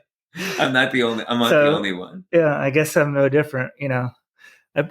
There's a part in the book you talked about how you went to writing school in Arkansas. I did, coming from New York and culture shock, and I'm like, these city slickers don't know what they're talking about. But growing up in the city of Dallas probably isn't that much different. And it's no New York, but we're not on a farm in Minnesota. Right. Either one of us. Right. Well, Fayetteville was. Look, it's a big Southern college town, and it was great. I loved everything about it, but. It was 1991, and the world was a lot bigger place in 1991, when you couldn't just wake up in the morning and go to, nytimes.com or wsj.com and like get everything on your computer. I mean, so that was you talk about culture shock for someone who lived in New York pretty much most of his life. A lot of the people I met down there had never met a Jew before. Really? Yeah. Yeah. Or maybe they had, but they didn't realize it. Uh-huh. They never even they just wouldn't even think of it because it just, there was just so few. There were some Jews in Little Rock and some in Fayetteville because they're university towns, but very few. And so it was, it was different. It was great. Loved everything about it. Yeah. Turning to the title of the book, name of the book, Running to the Edge. How did you come up with the name? Is there a line in there? I don't even remember that part, but like, I feel like the constant theme is that we're constantly pushing the boundaries. And also I felt like you did a good job with the book of sort of trying to describe like that feeling we're trying to get when we're running, we're trying to push your body and you want to push, but not push too hard. And I don't even know how to really describe it to people. And I think that's the concept you're getting at, but how did you get the title for it? Well, it was a couple different things, but Bob kept talking about when I spent a lot of hours sitting around with Bob talking about coaching and training and having him tell stories. And Bob would talk about this idea of sort of going to your threshold. And, I said, Bob, what is a threshold? And he would say, well, it's that edge where, you're just about to feel completely exhausted. If you go one click faster, you're not going to be able to breathe anymore. It's going to be anaerobic. But just before then, right on that edge, right on that threshold, and I think, the sports scientists would tell you, that's the lactate threshold, where, your muscles start producing too much lactate, and your blood levels change and things like that. So it was the idea of where you are, that's where you had to be, right on the edge of where if you went too far, you'd fall over the cliff and things would not work out well. But it's that danger spot. And it's also sort of the idea that Bob, when he was 23 years old and 24 years old, he wanted to, create essentially, the New York Yankees of distance running. And he had this idea that he was going to do that. And he said, okay, but I'm gonna start at this little high school and, then work my way up and go to junior college. People would have said, like, wait, you're coaching this little high school? Like, you're crazy. So the edge is also kind of like the edge of sanity, because you have to think of some things that are pretty insane in order to accomplish things that are pretty insane. And a lot of the things he accomplished were kind of insane when you think about it. Yeah, I mean, he's at this little junior college. I mean, the talent that went through there. One Olympian, right? Did Ed start there?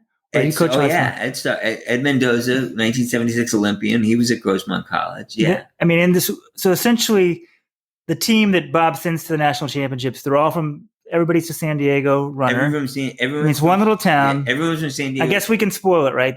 You already said they win, right? Well, right. I don't want to do a spoiler here. They win the 1976 cross country title, but two of the guys are 2:10 marathoners. I mean, we can't get anyone to break 2:10 now. Well, thank you. We did this year. Thank you, Scott, Pablo, and Jared. Thank you. Finally. But these guys were running 2:10 back then. And 10 years before, no one even knew how to train. They're running sub-9 in high school. I mean, it's pretty crazy. And they're all at this one little school or connected to the school. Right. They're certainly in the district in junior colleges back then, you could only draw from your district. There's no recruiting. So there's 8 schools that could feed into this. So Bob was just taking the sort of fastest people in that area, in that little 8-school district, and turning them. And they won, I think they won 10 straight California State Junior College Championships.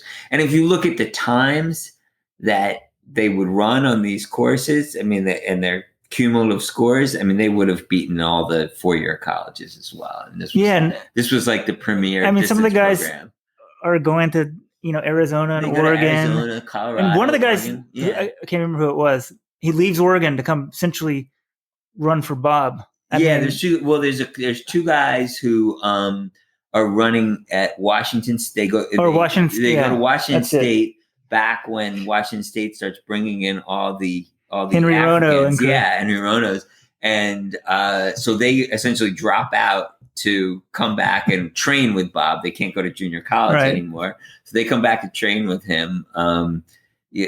People go to Oregon. People go from his college to Oregon, but they keep talking with him on the phone and training with him in summers. And they talk about, these guys talk, he's the formative coach of their lives. No matter where they went after Grossmont College, he's the guy that sort of shaped everything for them.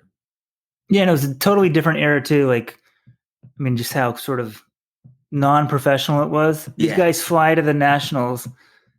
They're the team of, how many is it, 8 or 9? They're 8 people, yeah. 8 in a room. They're sharing 2 rooms, including Bob. A couple guys are on the floor. One guy's in the trunk of the car. Right. Bob messed up. He miscounted. He figured it's me plus the team. We just need 1 car, 4 in the back, 4 in the front. And then they get out in the morning. It's like, we actually have 9. So Glenn Best goes in the trunk of the car. It's kind of crazy. Look, running back then, distance running back then was an incredibly rebellious countercultural act. I mean, there was nothing crazier than you could do. I mean, there's crazier things you can do, but the idea of waking up on a Saturday morning and running 20 miles, those were like really fringe, freaky guys, freaks who were doing that sort of thing back then. It's very mainstream now, But I really believe that like that spirit of rebelliousness, even though it's like one of the most mainstream activities you can do, I still think that carries through. And I still think that spirit is like at the heart of the sport. And so many sort of regular marathoners like myself, they do it because it's their way to sort of feel that sort of sense of rebellion. They like it when people say, I know I like it when people say, what'd you do today? And I say, I did my 20-mile run. And they say, what, you ran 20 miles? You out of your mind? And you sort of like that feeling of, yeah, I'm a little bit out of my mind. Sure. Yeah, it's funny because now I run about 20 minutes. And Right. Well, I like doing that better, but I did like it. Like, yeah, it's not that hard. I can do it. And there's times just to be so engrossed in one thing that's so simple and so beautiful. And I don't know, I've always sort of questioned why we do it. And I felt throughout your book, especially when you sort of drop in your own sort of like stories of you running, it sort of, we all kind of like, wait, why are we doing this? Why are you doing it? Why are the Home Little Toads doing it? Why is Bob doing this? And I think it was really good to sort of look at his career over 50 years and sort of, I don't know, just the story. I constantly was coming back to it. I just really enjoyed it. Well, I'm glad. It was told, even like the story of the car. I don't know how you got these stories out of Bob, but they were so good. And I guess you talked to enough people and do enough research, the stories come out. But I feel like so much of like what we do at Let's Run, that it's like, here's the race, here's what they run. It's so immediate. It's a very myopic focus. And we sort of forget some of the, I don't know, humanity of the sport and some of also maybe a bigger picture. We're so focused on like, who's going to win this race? Who's going to win the next race? And it's not like, hey, where's running gone? Where's running been? Well, with that question, you mentioned why we run. When I would I knew the guys who were on the team. I knew Bob. So the first thing I did was, tracking each of these guys down. And the first question I asked him, I said, why did you run? And not one of them had the answer. I don't know. I was kind of fast.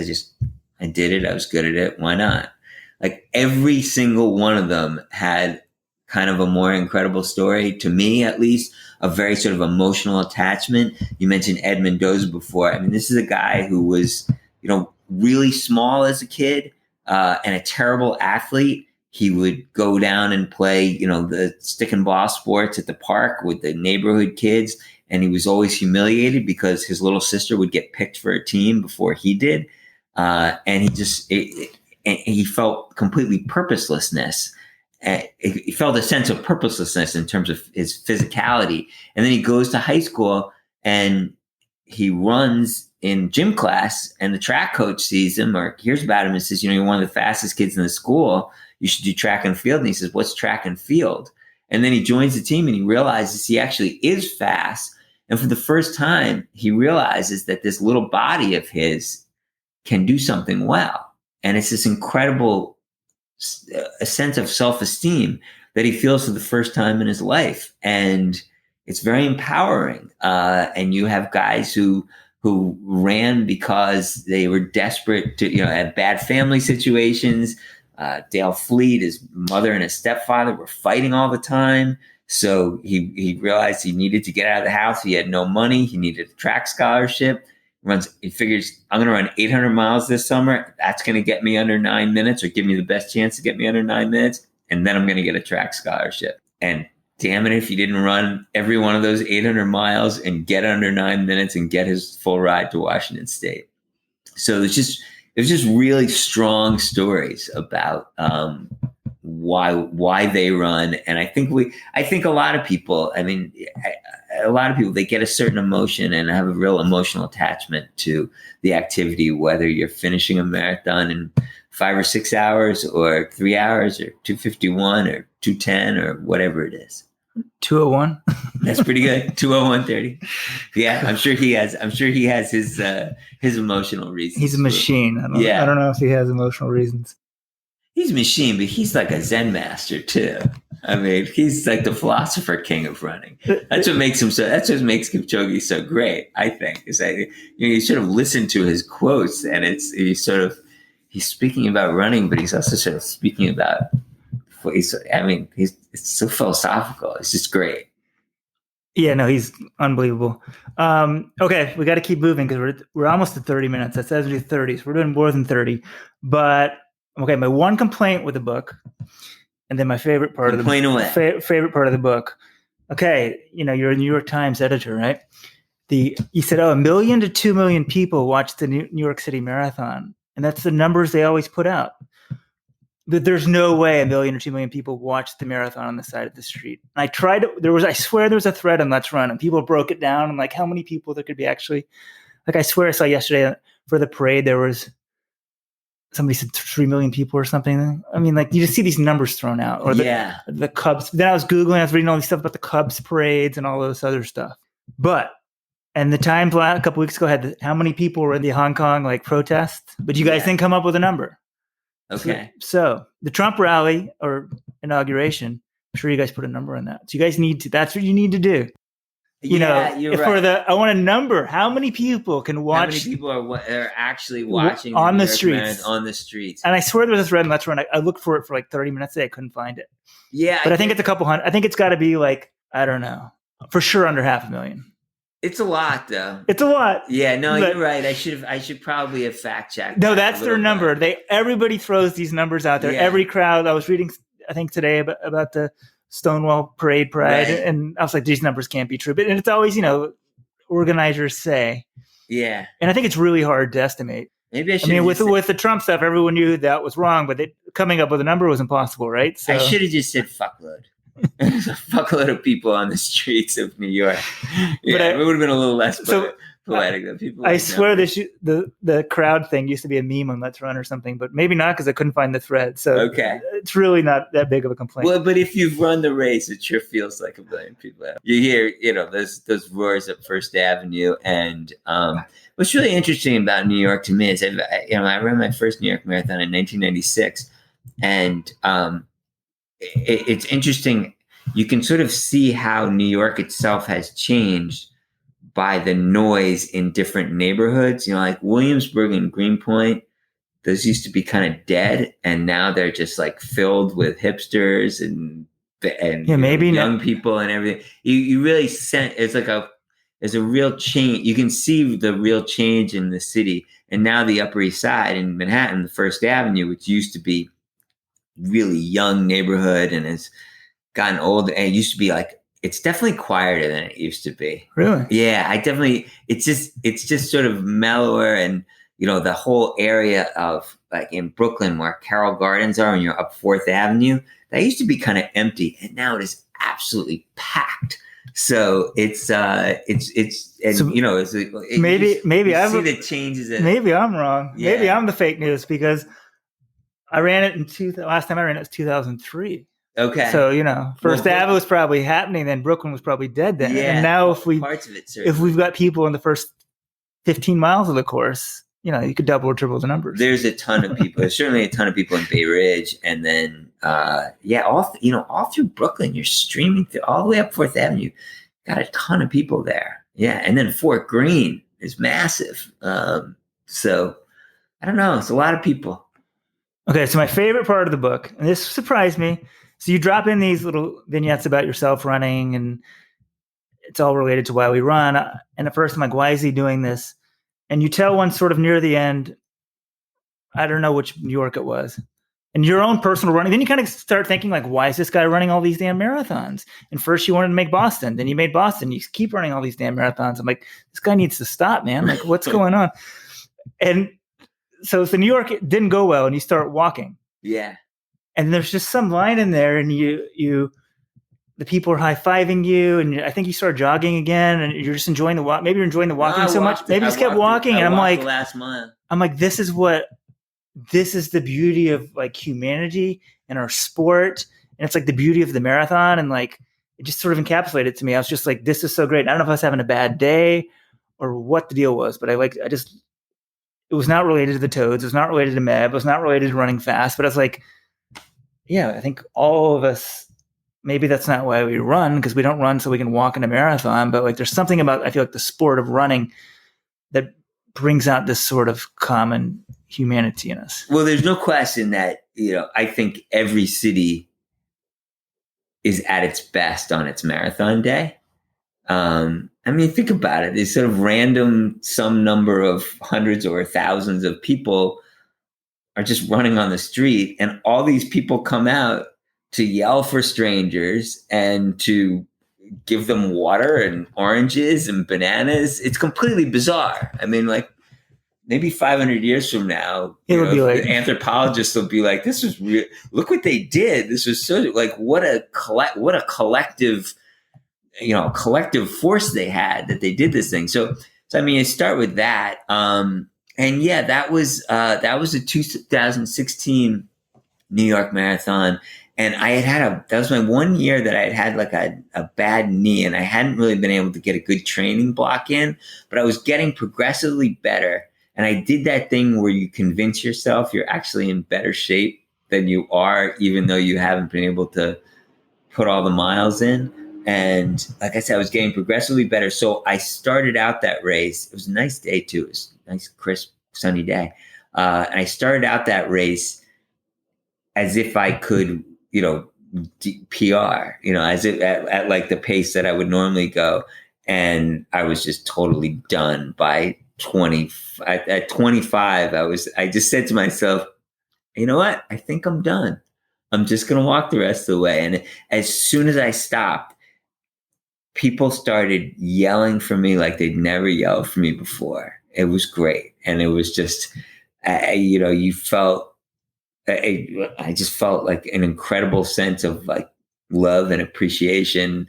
And, like I said, I'm a pretty much of a lifelong New Yorker. And like, if there was ever a moment that would be like, yeah, this is my city doing what it does, that was it. Yeah, it was a great story and I liked it. And I think I've had this debate in Let's Run. Maybe I can segue into being a sports editor in New York Times, a couple questions, you don't mind? Because I think that's a really cool job. But we were having this debate, and it's just in the running world. I'm like, oh, we're too negative on Let's Run. And then I heard some people at USATF say we're too negative, but I was like, this headline's too negative.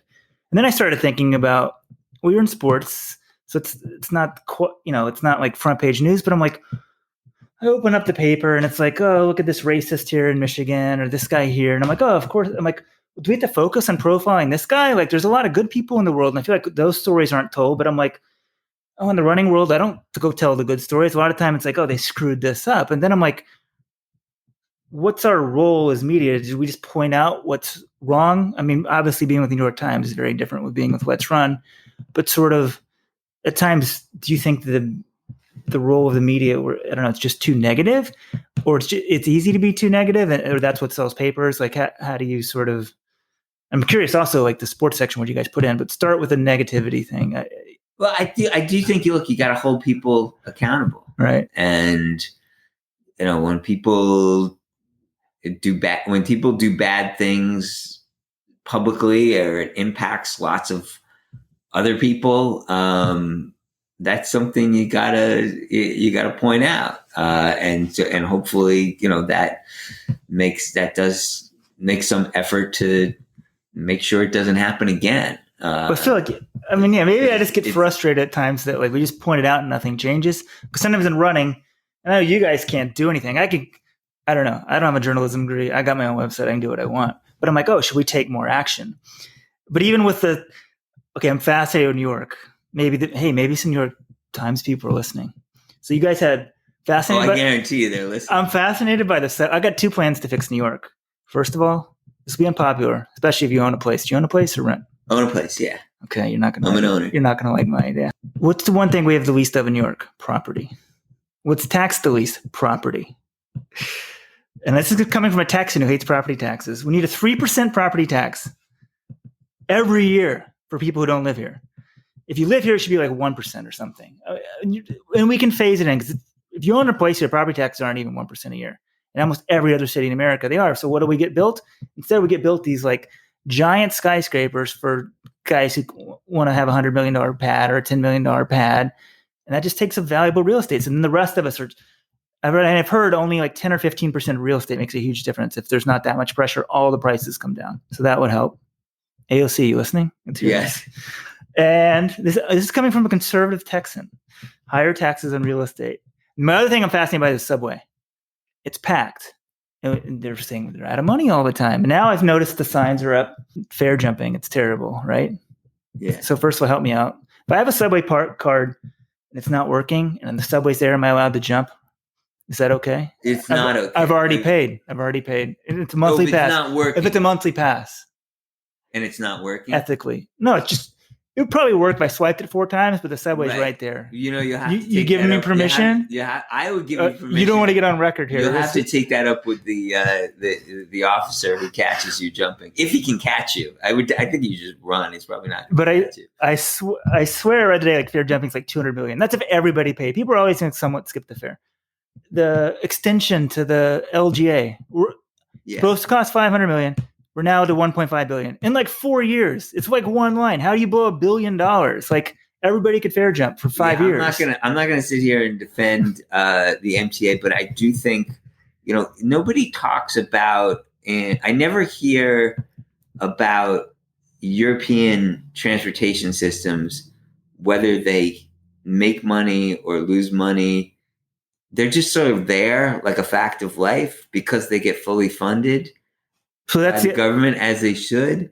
And I think my argument would be, and I'm a biased New York City resident on this, is that the MTA, which runs the subways, is a state organization, and the rest of the state does not pay enough money to fund the New York City subway system. Like it's like we spend too much on like this eat what you kill attitude. Well, the fares, the users have to pay for it. Like Route 80, there's no tolls on Route 80. Like I get it. It's got to be publicly subsidized everywhere, right? All those cars are getting a free ride. Like, who built Route 80? Who repairs Route 80? The government does all that because we've accepted that, we need Route 80. Okay. So, but we don't accept that with, the subway is 13 million rides a day or something ridiculous like that. And, this is without, I've been through like snowstorms and stuff like that in this city. The one thing that shuts down the city is if the subway doesn't work. If the subway doesn't work, nothing works. The whole city really shuts down. Nobody can do anything. People can't get home. They have to sleep. I remember a babysitter slept over at our house one night, the night of the blackout, and the subways weren't working. Like, everybody had to just sleep where they were because that's the only way everybody gets around. And this is, the economic hub, maybe of the world. And, it relies on this subway system. So we need the rest of the state, certainly, the rest of the region. And this is good. See, as an outsider, I just want to tell you you're wrong. So if we got New York Times people listening. So I read this article. It was in the Times. Yeah. The most expensive mile of subway track on Earth. Yeah, no, it's terrible. It's unbelievable. Mismanagement. Google it. Brian Rosenthal. Great story. They spend 6 times more per mile here than Paris. Paris is very expensive. And I'm like, when we talk about all this shit, quit spending 6 times a mile. Our goal should be will be twice as expensive as Paris. We would save billions a year. Yeah. We wouldn't have to worry about like raising the fares or anything. Definitely. That is a part of it as well. So that's what I want. Okay. But if we just point it out, you guys pointed it out. I had never read it. So I moved here, but I'm fascinated. How Subway had money. I found this article and I'm like, whoever wrote this, how come there aren't smarting heads that can fix this? I just hear that Subway doesn't have enough money. I'm like, well, maybe it doesn't, but if they didn't spend an extra $4 billion on this 1 mile of track and then. Yeah. So. It's challenging. If Bob Larsen had a Subway growing up, we wouldn't be here right now. Right. Right. What's Bob up to nowadays? Is Bob is essentially retired. He's enjoying, I think, that he's the main character in a book, although it shocked him a little bit. I never told Bob that he was the main character after I figured out that he was the main character. Oh, wow. I sort of took the Michael Lewis approach with Moneyball, which is that he was hanging around the Oakland A's for a season and spending a lot of time and talking to Billy Beane. But Billy Beane had no idea that he was the main character of the book until he saw like an advanced copy of it. And he was apparently really pissed about it. Bob was not pissed, but it took him a while to get used to it. But, as a writer, you're looking for you're looking for the mule that can carry the story. And about 6 months into researching and reporting the story, I sort of came to the conclusion that this was really Bob's story, that there was a bunch of runners, but that he was the through line, and that he couldn't just be this character who popped in and out and said different things. And it was partly because I was interviewing these guys and they all talked about Bob as the essential person in their lives, that he was the third parent, that he's the most influential person that they've ever met. They are who they are because of Bob Larsen. And that's how it came to be, that this was really sort of his story. Yeah, it shows what a bad journalist I am. I just sort of assumed you knew that Bob was going to be I didn't even ask you that question, that he'd be the focus of the book all along. But I mean, it was a great book. Thank you, Bob. And thank you, Matthew, for making it about Bob, because I think he was the perfect person to sort of, one, his story is incredible, but then it just, the rise and fall of American distance running. We didn't get on that. Actually, here, all right, bonus, 2 seconds. Sure. You have this theory in there that Alberto Salazar, essentially burning out, started the demise of running for about, from like mid-'80s to 2000s. Yeah. People were afraid to run a lot. I'd never thought, I'm like, because Bob was clearly coaching, these guys were running a lot. Some of these guys were still along, and then people quit running. And then somewhere around 2000, I feel like the internet kind of helped people. They started talking again, and they're like, wait, like we used to do it like this. Let's start doing that again. It could help spread information better. But your big thing was like Salazar like cooked himself, and people were like, whoa, we don't want to overdo it. Like we don't want to do that. And then it's easy to take one nugget of wisdom and take it too far, right? Yeah, nobody trained harder than Alberto, as far as I can tell. I mean, he was a lunatic.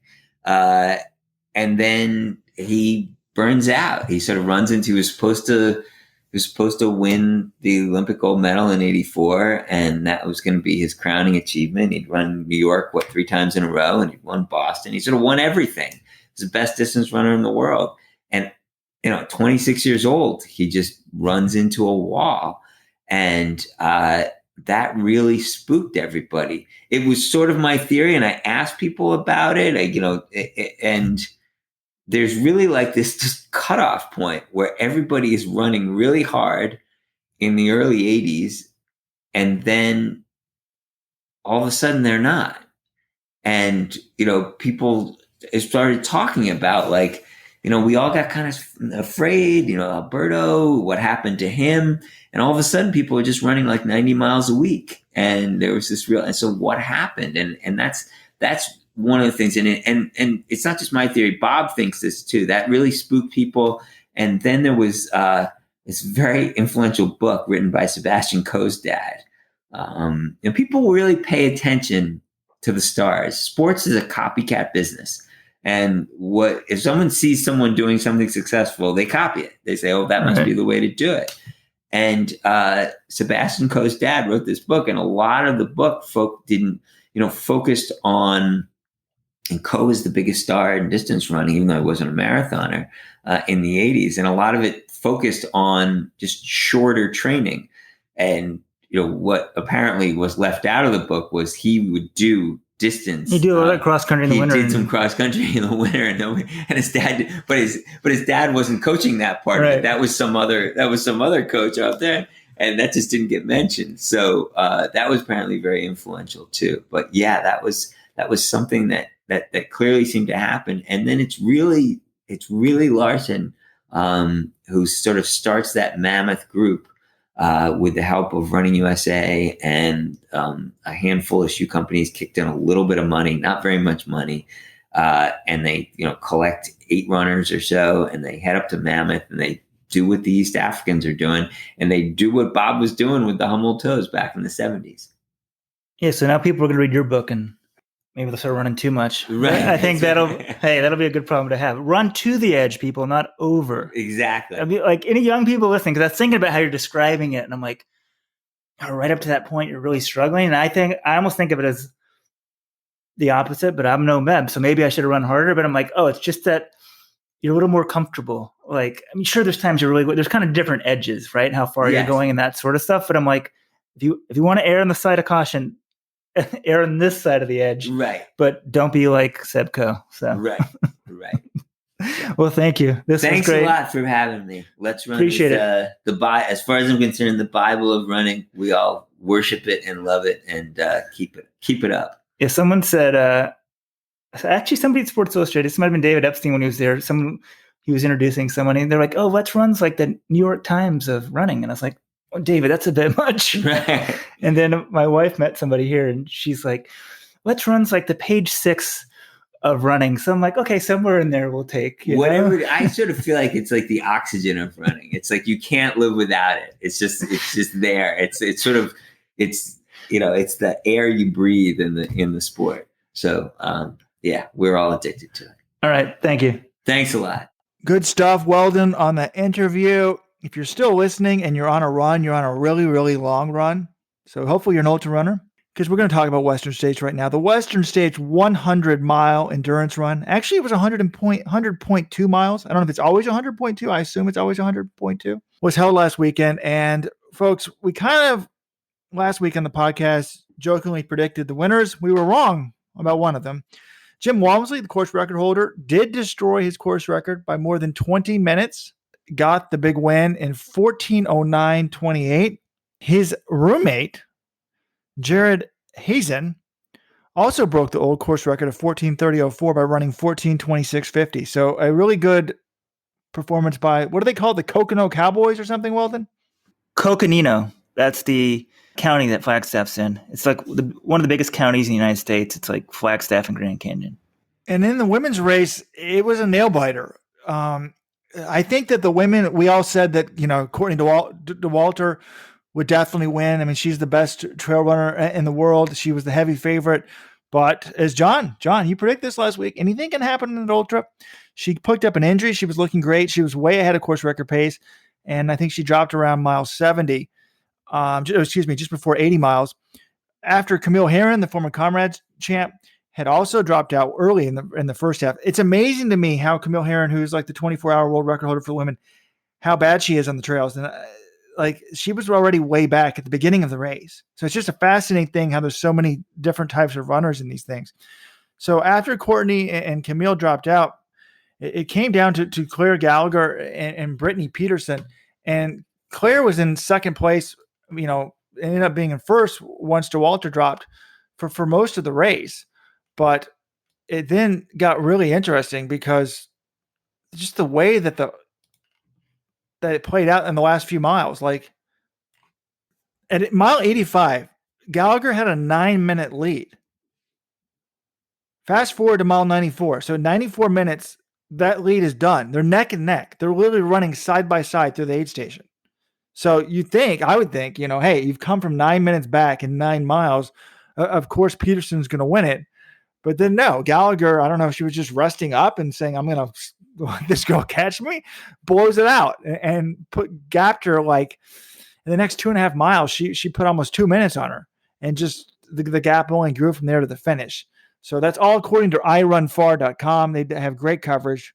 But, you've got a 9-minute lead at 85 miles, 94 miles, you're tied. And then the person who catches you doesn't win it. So I guess you can never really know, if you come from way back, you think that person would win it, but that's not what happened here. Yeah, I had to reread that recap a couple of times just to make sure that I was getting the facts straight, because like you said, Robert, that never in a marathon, someone overcomes a huge deficit. You almost never see that. I don't know if it's because it's an ultra or just because this was a heroic performance, but great finish. And I got to say, when you said mile 85, my eyes just started to glaze over. I just can't believe how long they're out there running. This is just an all day thing. So it's, great racing on the women's side for sure. So her winning time is 17:23:24, which I think is the second best time ever there. I mean, the course record is 16. Let's talk a little about the course records on both sides. It's 16:47:19. So let's talk the men first. Walmsley's obviously amazing, 14:07, but if we're still going to ding a little bit the ultramarathon scene, some guy I've never heard of, and I probably should have heard of Hazen, right? But well, yeah, hold on, Robert. How many ultramarathoners how many guys in this race have you heard of? Well, I'm just saying, if somebody most people haven't heard of breaks the old course record, how great was that course record? But you're not most people globally don't know anyone ultramarathoners. You know maybe a couple, and the ultramarathoner fans probably do know this guy. I've never heard of him, but I don't follow the ultramarathon. I don't think it's fair to say it's coming out of nowhere just when it's coming out of nowhere in your mind. I'm just raising the question. I'm not saying, hey, maybe Jared is.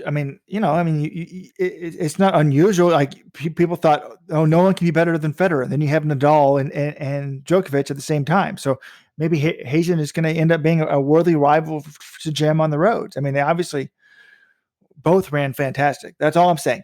Now on the women's side, looks like we're about 45, 46 minutes away from. If the course record is 16:47 and 23, 36 minutes off the course record. So, but the question I had was like, how fast would Doe Walter have run if she hadn't gotten hurt? Because at mile 55, again, this is from I Run Far. So at mile 55, Doe Walter was up on Gallagher by 38 minutes. So if you backtrack that to 50 and multiply it by 2, I mean, she probably had more than 30 minutes lead at 50 miles. So she probably, assuming she could keep that up, obviously she couldn't keep that up. I would say subtract a minute, right, from DeWalter's time. I mean, from Gallagher's time. You mean an hour? Well, if you take a minute off 17:23, an hour. Excuse me, you would get 16:23. So 16:23 would be. Yeah, that's doable because that would be about 24 minutes faster than the current course record. And Jim broke his old course record by 24 minutes because a big part about Western States is the heat. It was not over 100 degrees in part of it this year. It was much cooler than normal. So kind of interesting. I think someone could run certainly around 16:20 for the women. And now the big debate in the men is, can anyone break 14 hours? A couple questions. Robert, you can look this up. As for Jared Hazen, Robert, you may have emailed him. He was one of the Hoka athletes. When I went to the event, actually, I just looked up what he looks like. I didn't talk to him. I feel bad. I think he goes to NAU. He was going to go to Penn State, it looks like. This is just Googling around. And then just sort of moved out west and was working as a housekeeper at one of the national parks and just sort of fell in love with it and stayed out there. And now I think he goes to school at NAU. So NAU not only has the top cross-country team in the nation, but they've got one of the top ultra runners in marathon in the world. But should Jim Walmsley now kick him out of the house? The little rivals living in his house, copying all the secrets. Well, it's probably good to have a training partner as long as you're still beating him. But if he gets close, then you got to pull a Centro and get out. You don't want to train Murphy to beat you. You don't want to train Haven to beat you. So I wonder what he could run for NAU. Although I Googled his TFRS, running unattached. 2016, a 439 mile at altitude Air Force at 7,000 feet. Well, guys, I think that's enough talk for the podcast. We can't talk the full 6 hours, so someone could listen to the podcast while running Western States. 6 hours? You mean 14 hours? Oh, excuse me, 14 hours. We definitely can't talk that long. We should do that next year. We'll do a live podcast for the entire 14 hours of Western States. We could talk sports, politics. We could solve the world's problems. Well, we'll have been banned from the internet by the end of it because Rojo will say something outrageous when he's, 2 or 3 beers in. I'm not the one writing such outrageous columns that the world's fastest man won't talk to me. John may have made his last trip to the Prefontaine Classic. Now that he's can't interview anyone, there's no reason to send him out there anymore. We'll just save the cash and spend it on my own vacations. John, before we leave, we need a prediction. You're our soccer expert or football expert. We need a final score. How do you see the game playing out this afternoon? I think it could be an all-time classic. You guys will have already seen the results by the time you listen to this. 2-1 England. Come on, England. It's coming home. It's coming home. It's coming home. It's coming. Football's coming home. Folks, we recorded 7 different versions of that, so John would get the score correctly. Okay, that's a joke. Oh, and I've got more bad news. If John doesn't go back to Prefontaine, We may have someone at the Monaco Diamond League meet this year. John, and unfortunately, it will not be you. It's on my bucket list. It won't be me or Robert either, but there may be someone there covering it for us. So we got the Lausanne Diamond League this Friday. You got July 4th on Thursday, everybody. And then Monaco a week from Friday. So don't forget about your track and field this weekend. But great podcast, guys. Until next week, signing off.